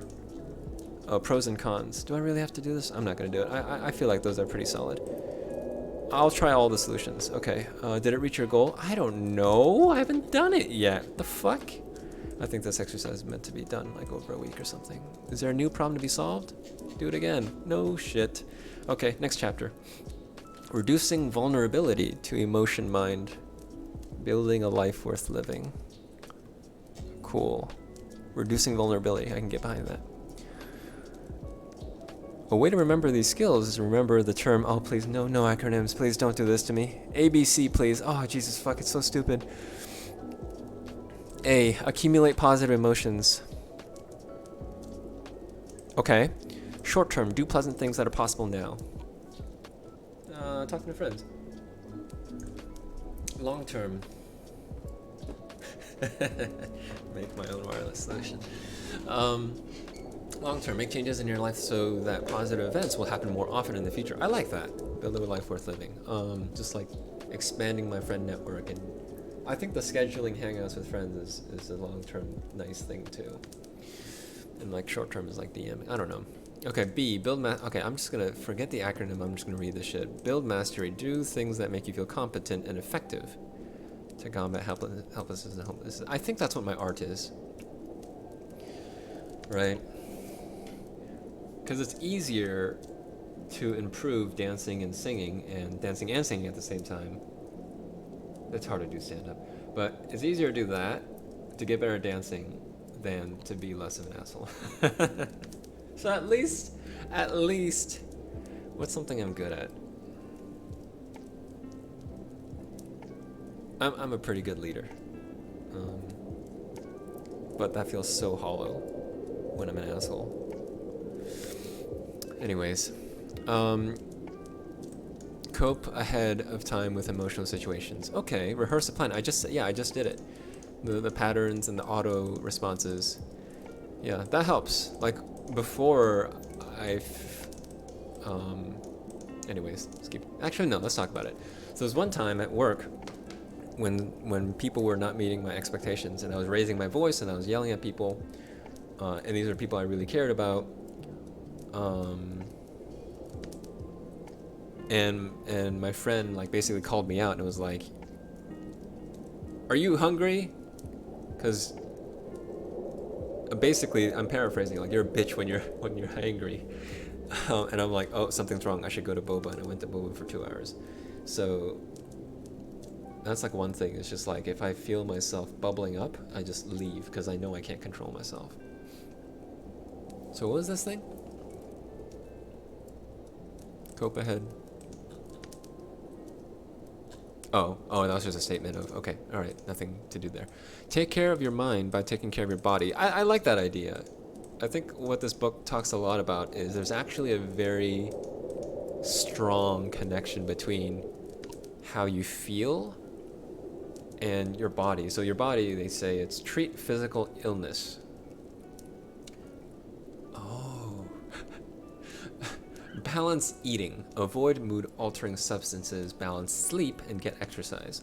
I think there's a lot more science to this than I originally thought, right? Like, because if you imagine, well, not if I imagine, like, I had this illness that I think spurred on, I don't think it's coincidence that I had some illness and I wrote a song called I Wanna Die. So, eating, and it also had something to do with eating.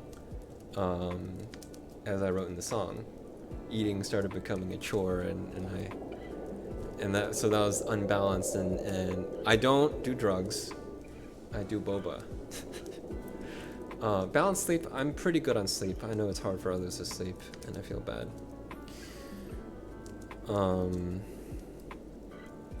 And getting exercise. Yeah, I noticed that when I don't dance for 2 weeks, I feel like shit.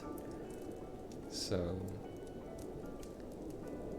that's hard because when there's something wrong with my mind, hello, when there's something wrong with my mind, I just think about my mind. I don't think to like get my body healthier or to think, oh, maybe there's something wrong with my body, right? Like I don't connect those dots. So maybe that auto response that I can train, you know, is, oh shit, something's wrong. Let me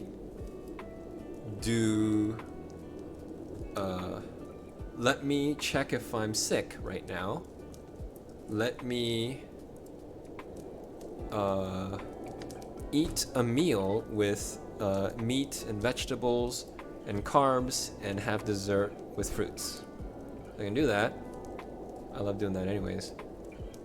Oh shit, do I have to not have boba? No, fuck that. Boba is not mood altering, right? That's exactly what an addict would say. No, boba makes me happy though. Fuck. Okay, I'll try it. I'll not have boba. I'll just try it. If it doesn't work, I'll go back to having boba. I'll sleep. I sleep 9 hours. I know, right? Yeah, people get away with like 4 hours of sleep. I'll sleep 9 hours. And I will go to the mountain and run up the mountain while singing. That's easy. Running up a mountain while singing is easier than fucking getting by wireless to work. Anyways, I'll do that. Or I'll dance in my room IRL because I have a nice setup now with the projector. Okay, so that's what I'll do. Okay. Emotional regulation skills. It just did. Okay, it's just a repeat of what it said earlier. Okay. Wait, now it's gonna deep dive. Accumulate positive emotions. We just went through all this. I understand what this means. You don't have to. Okay, I'm just gonna skim through it and make sure I don't miss anything important. Build positive experiences now. Increase positive events. Okay. Be mindful of positive experience. Focus your attention on positive moments when they're happening. No multitasking. Sure. That's exactly what I'm doing now. I'm not multitasking. I'm not reading chat. I'm sorry. Be unmindful of worries. Ignore them? I don't like that. I don't know. That's probably not what it says, but can't be bothered to look at it. Long-term positive emotions. Avoid avoiding.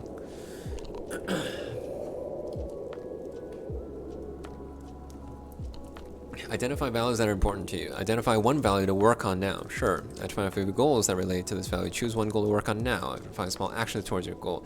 Take one small action now. I think I can do that. I think I did that earlier. Where it's like for example, like, hey, I want to, live a more meaningful life. And I define meaning as the impact that I have on human beings before I leave this earth. So like, hey, can I like try to create more meaningful connections with people so that I can maybe,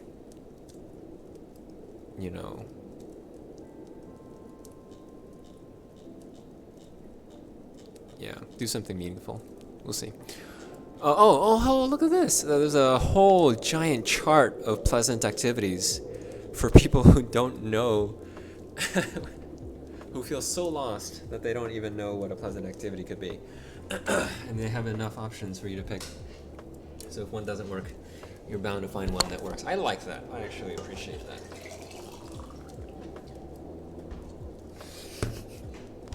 What even is sleep? Can't wait to see you. FOMO ban.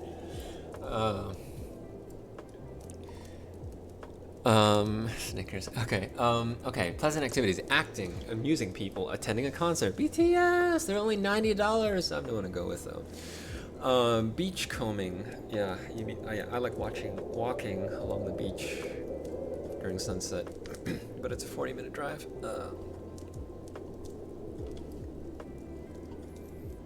Let me think about how to combat that, because I do want to go to the beach, but I don't want to drive. So maybe I can put on a Conan podcast. I can put on 2 Conan podcasts while I drive. That actually sounds pretty appealing. And get ice cream. Yeah, because they have a handmade ice cream shop. I'm gonna check it. How important is it that I check it now, or can I check it after? Okay. Pleasant activities. Being alone. Yeah. No, I like that. Being with animals. I'm scared of animals. I love animals. I'm scared of them. Being at the beach. How's that different from beachcombing? Being complimented. Being complimented. Well, that's interesting. I could just go up to a friend. I have a lot of friends who will actually do this for me because I have really nice friends, and well, they're really amazing people. I can just be like, hey, can you compliment me? Being coached, being counseled, being in the country. I love that. I went to Idaho for potatoes and for green trees. That helped me so much. Being at a family get-together. Nope. Being in a fraternity or sorority. Nope. Oh my god, I just got triggered. I want to burn every fraternity and sorority down. And it'll probably light up in flames super quick with all that fucking alcohol in there. Being with friends, yeah. Being with happy people.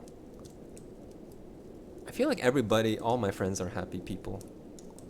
Because like I'm already really negative. Like I don't need another negative person. If I need a negative person, I just look in the mirror. Being in the mountains for sunset. Being with nope. Being with someone I love, friends. Being told I am loved. No, not if it doesn't feel genuine, and I'm very biased, so I won't even take it as genuine, even if it is. Being not parents. Bird watching, boating, canoeing. I wish I used to go canoeing. Budgeting my time. What the fuck does that mean? Oh, taking a break. Oh, that's an amusing YouTube video asking random people who come in the video. Oh, okay, I'll check it out later. Buying things for myself. No, I'm broke. Buying things for someone else I care about. I can do that. I'm still broke though. Camping. Caring for plants. No plants. No camping. I'm afraid of bears. Canning. Okay, this is too much. I'm just gonna keep. I'll look at it later. I'll look at it another time. It's an interesting chart. Exercise. Values checklist. Can I not? Below are some common values. Do you just want me to say what values are? What my values are? Meaningful life. There. Done. What are some of those? Read it. Acceptance, self-acceptance, adventure, yeah, assertiveness, authenticity, genuine, yeah, genuine, caring and self-care, more caring, compassion, I don't know, compassoin, it's a typo, compassoin, oh, what was the technique? I already forgot how to deal with this. Oh, be nice. They're probably tired because they're doctors and therapists and they have no time and probably sleepy. Okay. This is as nice as I can get. Connection, contribution, cooperation, courage, creativity. Okay. All right. I know what my values are. Okay. Sexuality, sensuality. Nope. Nope. Sorry. Not. Nope. My dating profile literally has wholesome in the profile picture. Anyways, getting from values to specific action steps. Okay, value, be part of a group. Possible goals, reconnect with old friends. I know, I already did it. I did this earlier. How to meaningful good friends and shit. Okay. Build mastery and cope ahead. Build mastery. Plan on doing at least one thing each day to build a sense of accomplishment. No. Plans don't really work for me. I'll just vibe.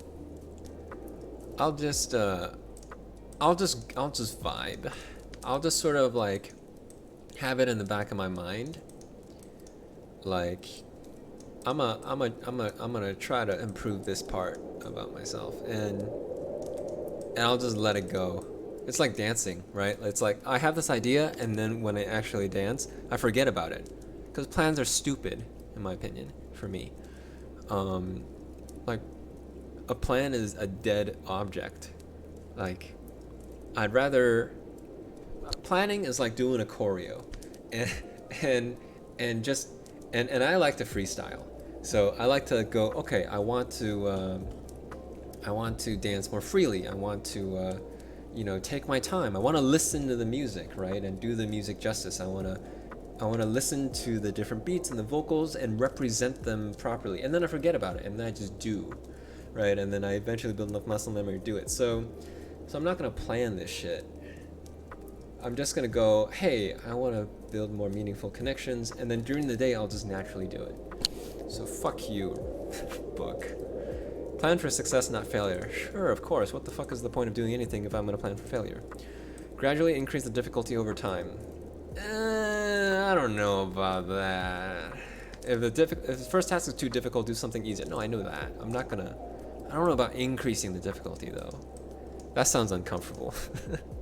Look for a challenge. Really? The task is too easy. Try something a little harder next time. Maybe if I get more ballsy. If I get success with the first thing I do, I'll have more confidence. Confidence issue. Cope ahead of time with difficult situations. Describe a situation that's likely to prompt problem behavior. Check the facts. Name the emotions. Decide on what coping problems. Be specific. Imagine repeating everything we just said. Imagine situation in mind as vividly as possible. Imagine yourself in it now in all caps. Rehearse in your mind coping effectively. Rehearse in your mind exactly what you can do to cope effectively. Okay, I just did all of this. Rehearse your actions, your thoughts, how you'll say, what you'll say, how you say it. Rehearse coping effectively with new problems that come up. Rehearse coping effectively with your most feared catastrophe. Practice relaxation after rehearsing. That's a lot of work. I'll do it really quickly.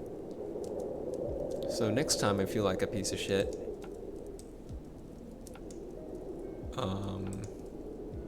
I'll just be like, okay, this is what I've done, this is what I'm doing, this is what I can do next. Okay. And then different levels of shit. What is my most feared catastrophe? I mean, I'll just die without, doing anything. But if I'm dead, I'm just dead, so, ain't nothing to be worried about there. So I can just do, the best I can do is the best I can do. All right. Oh, I think that's it. The next part's on sleep hygiene. I sleep like a baby. I can sleep standing up. It's a skill I developed in college. I'm gonna read it. I was originally just planning on being done at this point, but who knows, maybe it'll be interesting. Actually, let me skip ahead to see what else there is. Maybe there's more stuff that I can selfishly do for myself that's relevant to me. There's this thing after sleep. Steps for reducing vulnerability to emotion mind. Oh, this is the same repeated shit. Okay. Practice skills. Practice. Managing really difficult emotions. Yeah, I'm gonna do that. I'll maybe get to sleep at some point someday. Who knows? Maybe not. Self-compassion. No. No. I refuse. Kotowaru. All right, let's read it. I don't have to do it. I'll read it. Self-compassion involves treating ourselves kindly. Ugh. Well, you know what? I'm going to go to the taco truck tomorrow, and I deserve that. And I'm going to go to Boba again. Oh, and I'm going to take the rest of the week off. So maybe I do this. Like we would a close friend we care about. I'm still calling myself a piece of shit, though. Rather than making global evaluations of ourselves good or bad, self-compassion involves generating kindness towards ourselves as imperfect humans. Fine. And learning to be present with the inevitable struggles of life with greater ease. It motivates us to make needed changes in our life. I know, not because we're worthless or inadequate, but because we care about ourselves and want to lessen our suffering. Sure, fine. That's why I'm doing this. Self-kindness instead of self-judgment. I am working on being less of a piece of shit. Instead of saying I'm a piece of shit. Okay. Yeah, you know what? No, that is helpful. Common humanity instead of isolation. Yeah. We all got problems. Mindfulness instead of over-identification. I don't know what that means, but I'm sure it makes sense. Practice self-compassion. Observe and acknowledge your experience. This is a moment of suffering. I'm having a hard time. Like my natural, like the thing that popped in my head was like, deal with it. You know, it's like, shut up. But I guess that's what it's trying to teach us to work through. It's like, yeah, no, I am having a hard time. Yeah, no, and it would be hard on anyone. And I'm pretty resilient. I'm pretty tough, and it's hard on me. So it must be valid. Connect to our common humanity. Suffering is part of life. This is not abnormal. Everybody suffers. Others face similar problems. I don't know. I'm so self-centered that I don't really care if everybody else suffers. I'm really just worried about me. So that doesn't really help me. Offer your self-kindness. May I be kind to myself. I wish myself well. Place your hand over your heart, chest, cheek, and the other hand on your belly if you find this soothing or grounding. Chest, head, I don't know. What can I do for myself now? I do this, read this shit out loud and learn about it. What would help me move on? Trying to exercise what I learned today. Another stupid acronym. Recognize what is happening. Allow the experience just as it is. Investigate with interest and curiosity and care. That's the hard part, right? Because it's so much easier to be like, oh, piece of shit. But it's like another thing to be like, oh, why are you a piece of shit? You know, I love you for being a piece of shit. I don't know. I'm just making shit up. Nurture and nourish with self-compassion. Yeah, all right. Good for you. Managing really difficult emotions. Mindfulness. Oh, what the fuck? Mindfulness of current emotions. Suppressing emotion increases suffering. Yeah, no, that's the, oh, I shouldn't feel this way. You know, I'll get better. I'll be better. That's this dismissing valid emotions. Mindfulness of current emotions is a path to leading emotion. I know. Managing extreme emotions. Sometimes emotional arousal is so high you can't use any skills, particularly the skills if the skills are complicated or take any thought on your part. This is where the skills break down. This is a skills breakdown point. Crisis survival skills are needed. I think like going to boba, right? Like just stepping away and doing nothing, right? Like having that auto response. Troubleshooting and review. There are many ways to change emotions. It can be helpful to have a list of important skills, no list, to look at when you can't remember. Nah, that's some nerd shit, man. Mindfulness of current emotions, letting go of emotional suffering. That's like some Zen shit, like some... Anyways, observe your emotions. Step back and just notice your emotion. Okay, I did it. Experience your emotion as a wave coming and going. Okay, now imaging. Fucking English, motherfucker, do you speak it? All right, now imagine, not imaging, now imagine surfing, there's no relevance to people listening, you're not seeing what I'm seeing. Now imagine surfing the emotion wave. What the fuck? Surfing?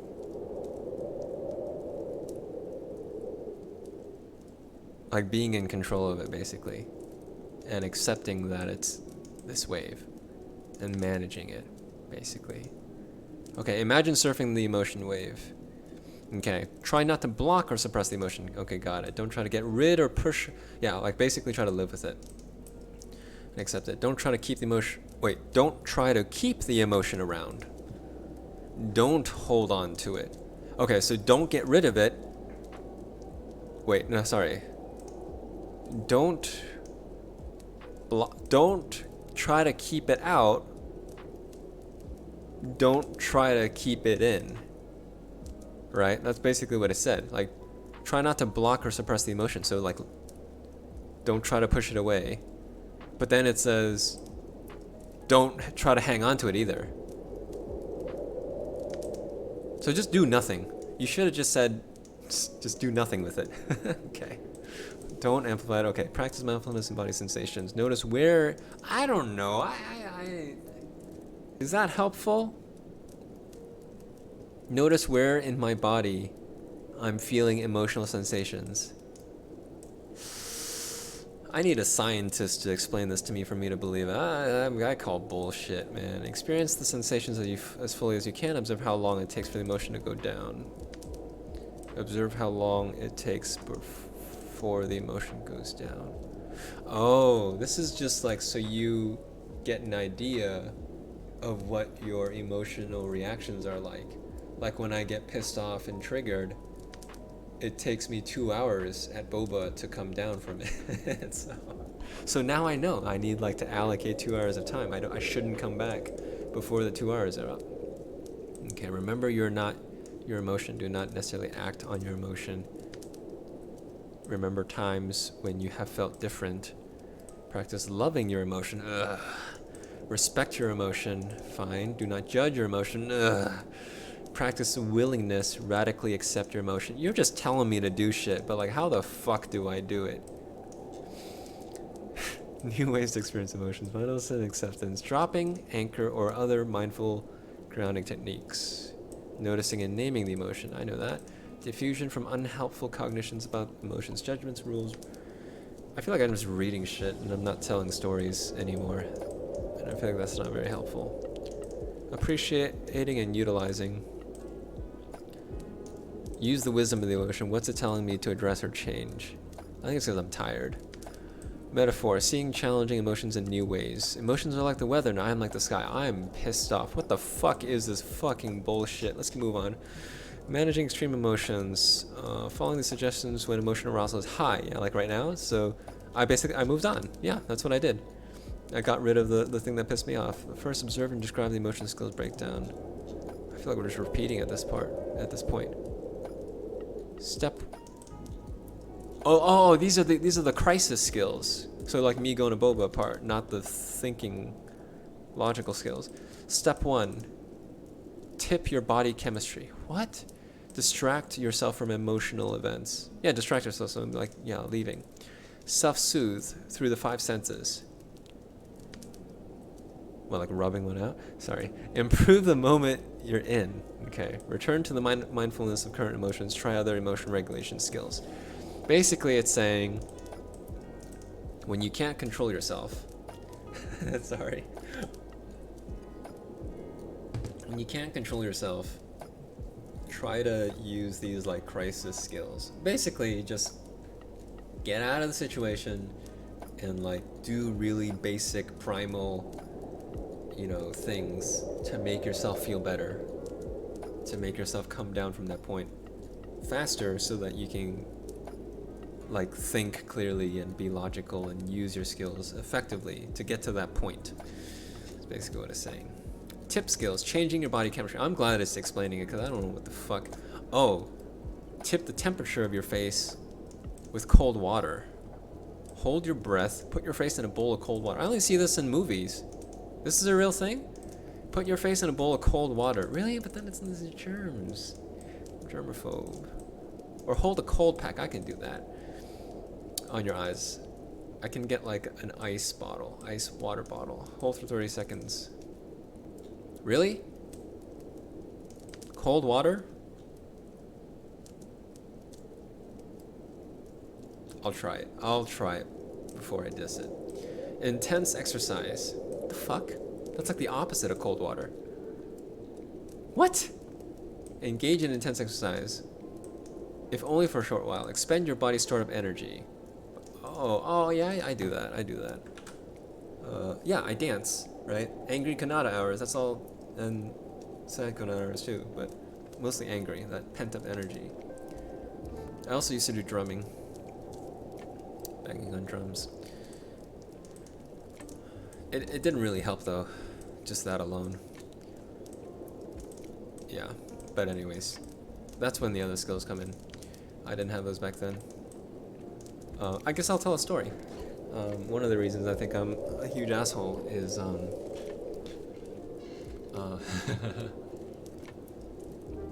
yeah, I know what you mean. Okay, so story. Basically how I got into the second breakup with my first ex. I had all these expectations built up, pent up for a very long time, and I experienced them as blaming my partner at the time, and not meeting my expectations. I did go and like drum for like an hour or two, this intense exercise, right? But even afterwards, I still felt obsessed and frustrated that things weren't going my way. My ex wasn't doing things for me that I expected them to do, that a good partner would do. So I wrote them this angry message. And I think that's where like this skill would have this angry message, which I did the first time that we broke up. It's this angry rant, basically spitting toxin in their face and just being toxic. And immediately after that, they just couldn't take it anymore, and they broke up with me the second time. But going back to this, I think.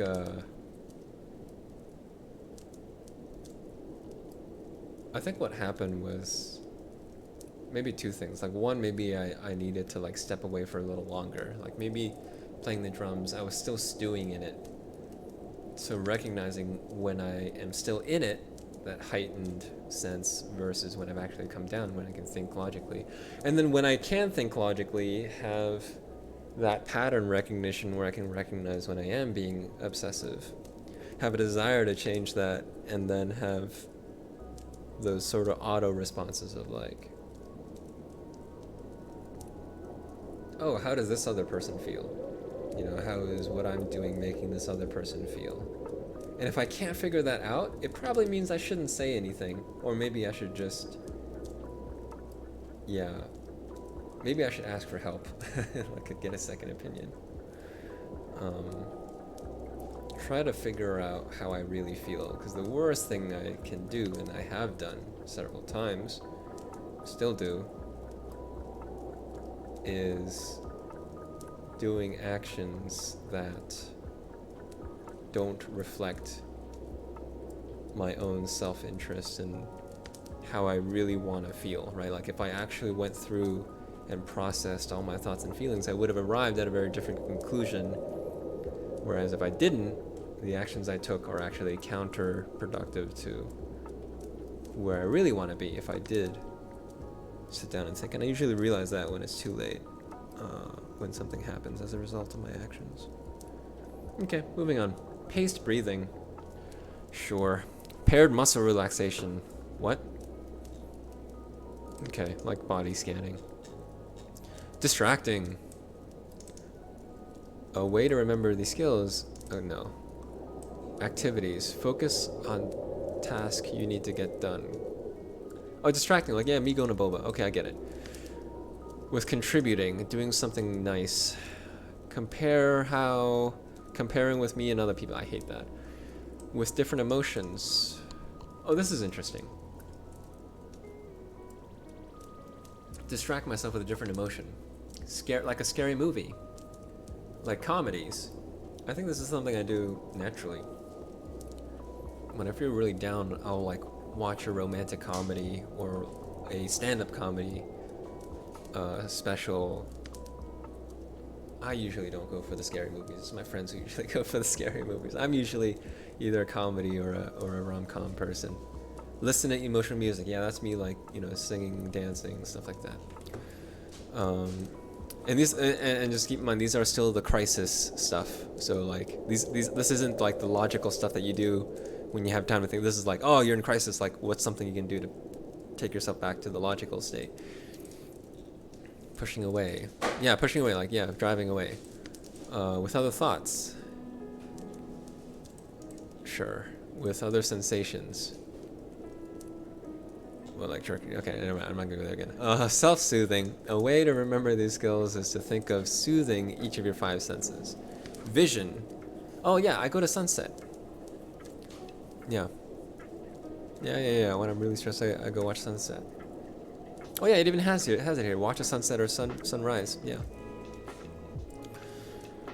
IRL or VR, they both help. Hearing.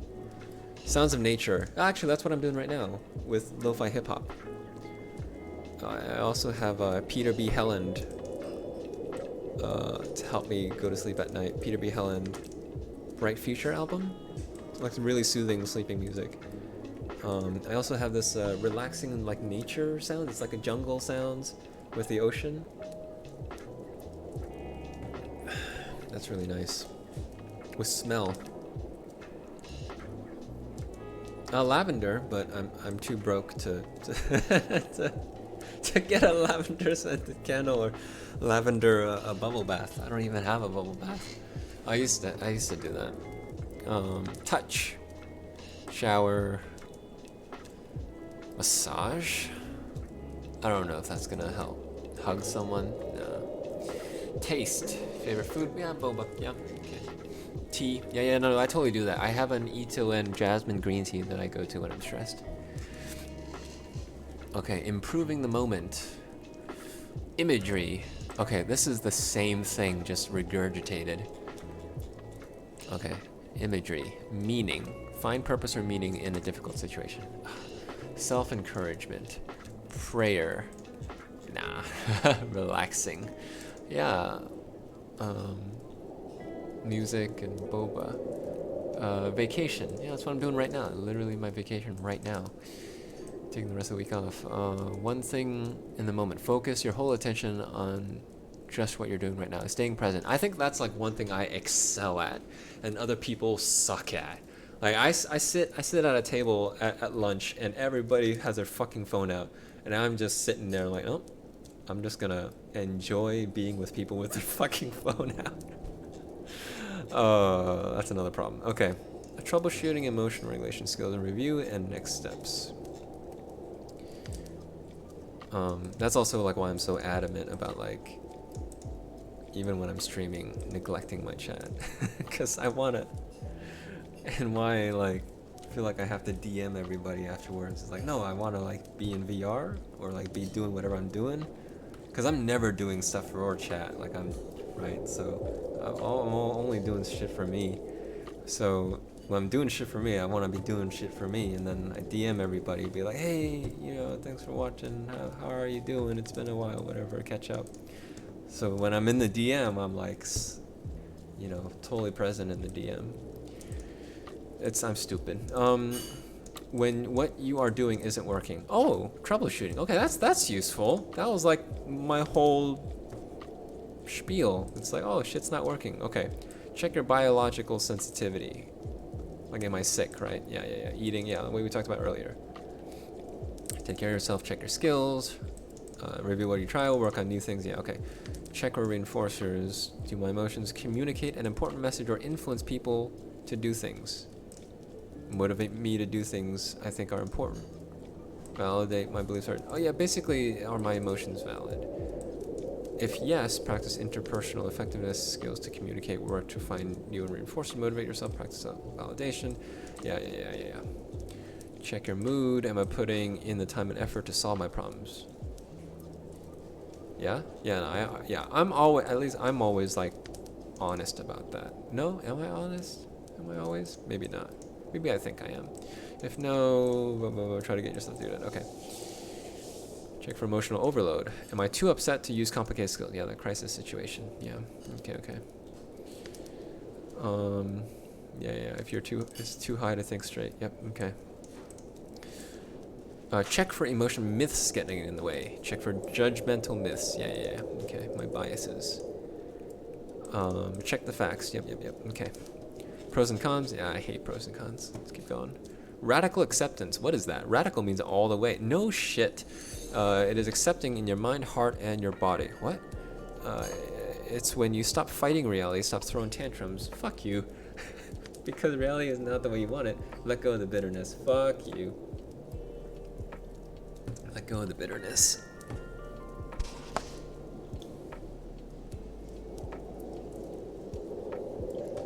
Okay, I can get behind that. What has to be accepted? Reality, as it is. Facts. Even if you don't like them. There are limitations on the future for everyone. But only realistic limitations need to be accepted. Everything has a cause. This is hurting me. Everything has a cause, including events and situations that cause you pain and suffering. Yep. Life can be worth living even with painful events in it. Yes. Why accept reality? Rejecting reality does not change reality. Fine. Changing reality requires first accepting reality. Okay. Pain can't be avoided. Wow. It is nature's way of signaling that something is wrong. Wow. Rejecting reality turns into pain and suffering. Refusing to accept reality can keep you stuck in unhappiness, bitterness, anger. Fine. Acceptance may lead to sadness, but deep calmness usually follows. That is true.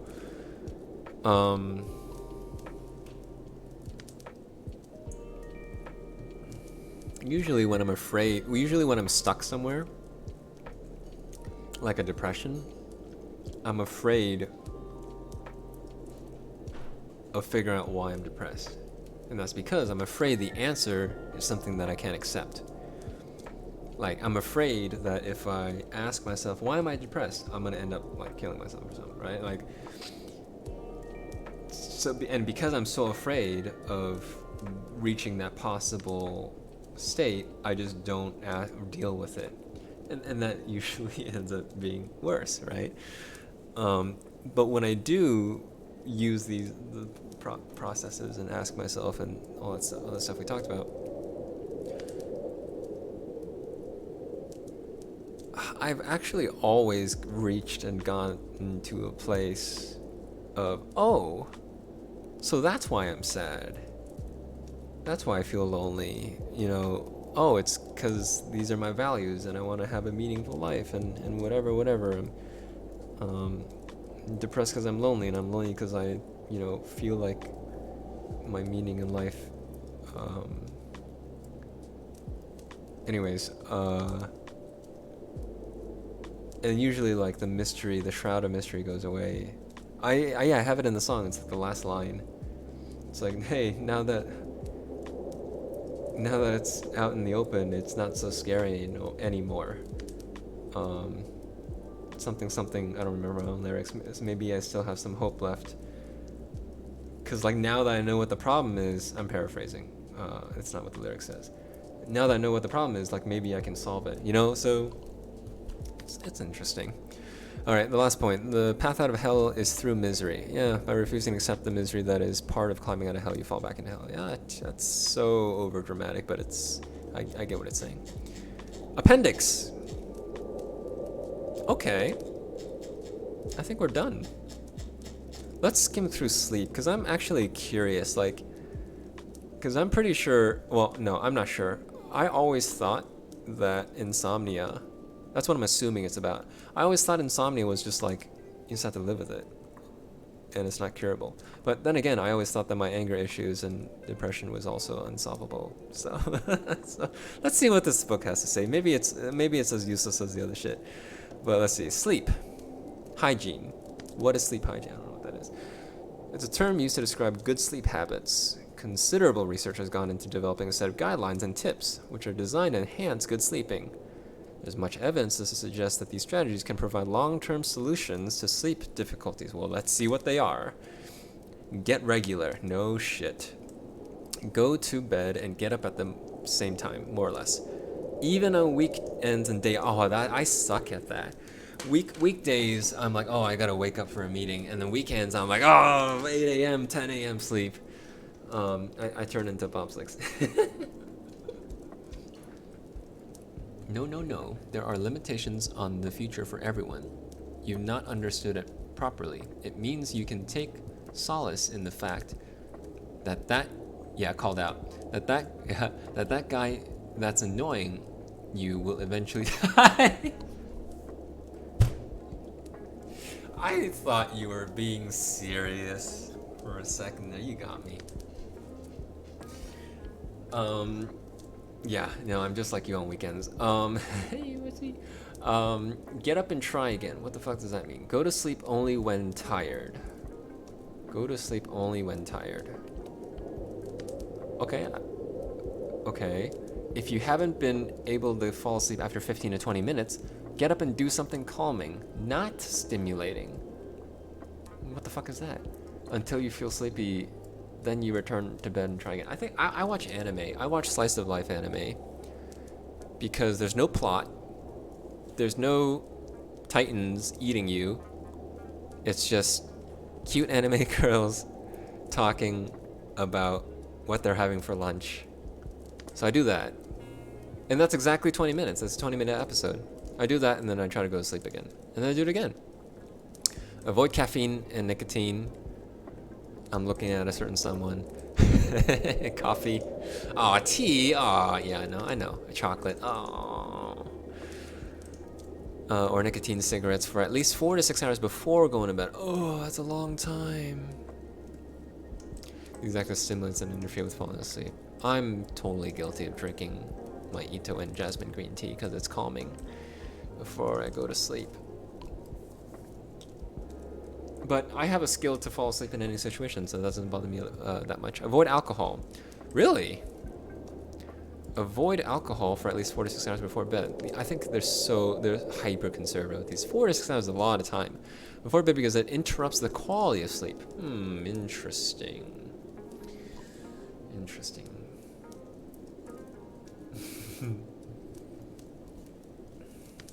Avoid alcohol because I didn't know that. I didn't know that alcohol interrupts the quality of sleep. I never drank, or I drank, but I've never drank. I've never felt tipsy. I'm such a control freak that I don't think I can get tipsy, or drink enough. I also hate the taste of alcohol, and the best tasting alcohol I had was at Olive Garden. Moscato, something like that. It basically tastes like cranberry juice, and at that point I'm like, I might as well just buy cranberry juice. Anyways, bed is for sleeping. Okay, I feel like you're talking to me like I'm a 6-year-old. Bed is for sleeping. Do not use your bed for anything else other than sleeping and sex. I don't have to worry about one of those. So that your body comes to associate bed with sleep.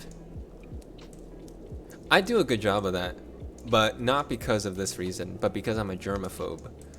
So I only get on my bed after I've showered, and I only shower at the end of my night when I'm ready to go to sleep and I'm tired. So that just works out for me, so that's great. Electronics curfew. Yeah, don't use backlit electronics 60 minutes prior to bed. I watch anime. Fuck you. Artificial light prevents hormones and neurons that promote sleep. I know, but I can sleep anywhere. That's not a problem for me. The right space. Make your bed and bedroom quiet and comfortable for sleeping. You know, I'm fine because I'm usually the last one to go to bed. It's my roommates who can't go to sleep because I sing and belt and dance and stomp. I'm doing it right now. It's 1 a.m. and I'm yelling into my microphone. An eye mask and earplugs may help block out light and noise. Yeah. You know, people say that, but wearing an eye mask and earplugs, I only do that on the plane. But doing that like in your bed sucks.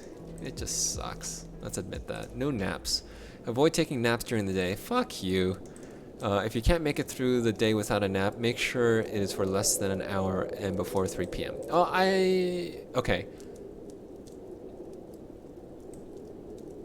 I take 20-minute naps, and I just naturally wake up and can't sleep anymore after 20 minutes. So that's another thing that I have going for me. Sleep rituals. If you can, I guess set an alarm. I don't know. I don't know what you do. Schedule a time to play games with your friends. I don't know. Sleep rituals. Develop rituals to remind your body that it is time to sleep, like relaxing stretches, breathing exercises. Oh no, I totally have this. I shower. I put on my lotion and moisturizers and all that. It's really nice. It's all green tea scented. I watch 20 minutes of anime. Yeah, and no, I do a lot of rituals. Like I just like having what's the word for stuff you repeat? Routine. I love like a nice routine in a process. No clock watching.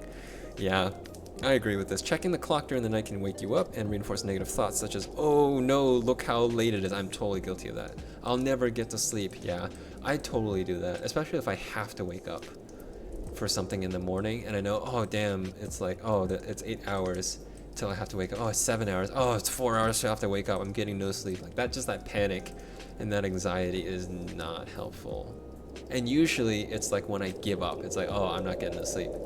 I give up, I stop having those thoughts, I watch anime, and then I just naturally fall asleep. And maybe I only get 6 hours or 4 hours, but that's fine, at least I get to sleep. Keep daytime routine the same. Even if you have bad night's sleep, it is important that you try to keep your daytime activities the same as you had planned. That is, don't avoid activities because you feel tired. Ugh. This can reinforce the insomnia. Don't avoid activities because you feel tired. This can reinforce the insomnia.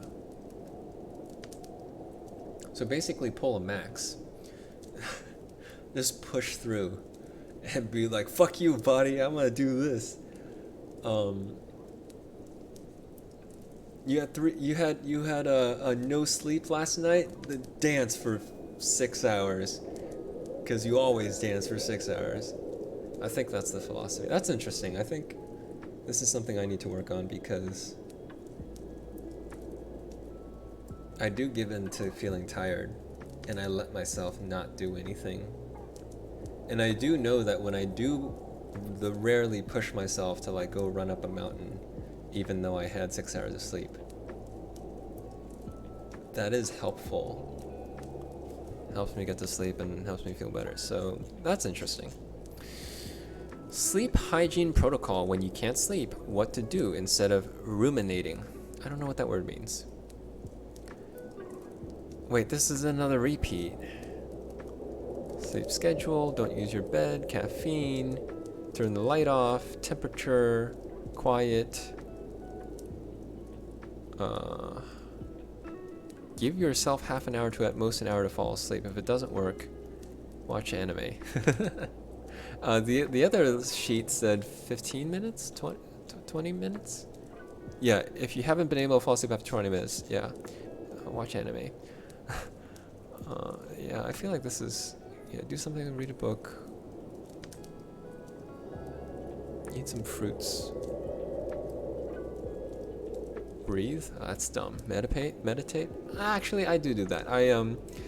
If you want to check it out, look up Peter B. Helland, P-E-D-A-R, Pedar, P-E-D-E-R, P-E-A-R, B period Helland, H-E-L-L-A-N-D, I think. He makes really relaxing music. One of his albums that I play like almost every night at this point is called Bright Future, and that just sort of naturally gets me into this very meditative zone. I think I feel like it's different for everybody. The type of music that has that effect on people. It's like piano music. Reduce vulnerability. What the fuck? Oh, is that it? That's all the sleep stuff? Oh, that's all the sleep stuff. That was interesting. I don't know how helpful that was. I think I found I mean I don't suffer from insomnia very luckily. I feel for the folks who do, for the many people who do. The one thing that stood out to me, I'm lost. Where's the page? The one thing that stood out to me was the daytime thing. It's like, oh, you can actually do something during the day that can help with the night, like keeping your activity the same. Don't avoid activities because you feel tired. That's interesting. It's like oh, letting yourself get into the cycle and breaking out of the cycle. That's interesting, and I feel like that makes sense. It's hard to do, which makes me feel like it's correct. So, well, I also hate decaf.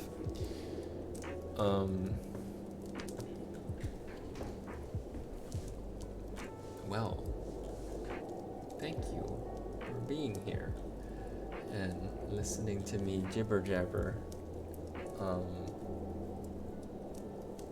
I was serious when I said like I legit can't read books or anything. Thanks to you all in the stream, I recently discovered that I can read if I turn it into this silly performance thing. And I'm glad I got to read the stuff I read today. I'm 100% sure if there was 0 people here, I would have been very inclined to just give up and not read. Case in point, I didn't start reading until the first person showed up in chat. And I was like, okay, I guess we're doing this thing. I guess, because as a performer, it's not a performance if there's no audience. And it just so happens that me turning reading into a performance allows me to read. Basically what I'm trying to say is thank you all for coming here and goodbye! I'm just gonna end the stream, bye! Thank you. Like it legit. Yeah, y'all legit make a difference. And it means a lot. Thank you. Genuinely very grateful for y'all. Okay, thanks, bye. Yeah, YouTube, the stuff on YouTube. The usual. Okay. Okay, bye. Thanks for being here. I appreciate you. I'm not reading anymore, so I'm gonna go back to being a mute. I can't. I run out of things to say. Okay, goodbye. Good night. Good night, everybody. Bye.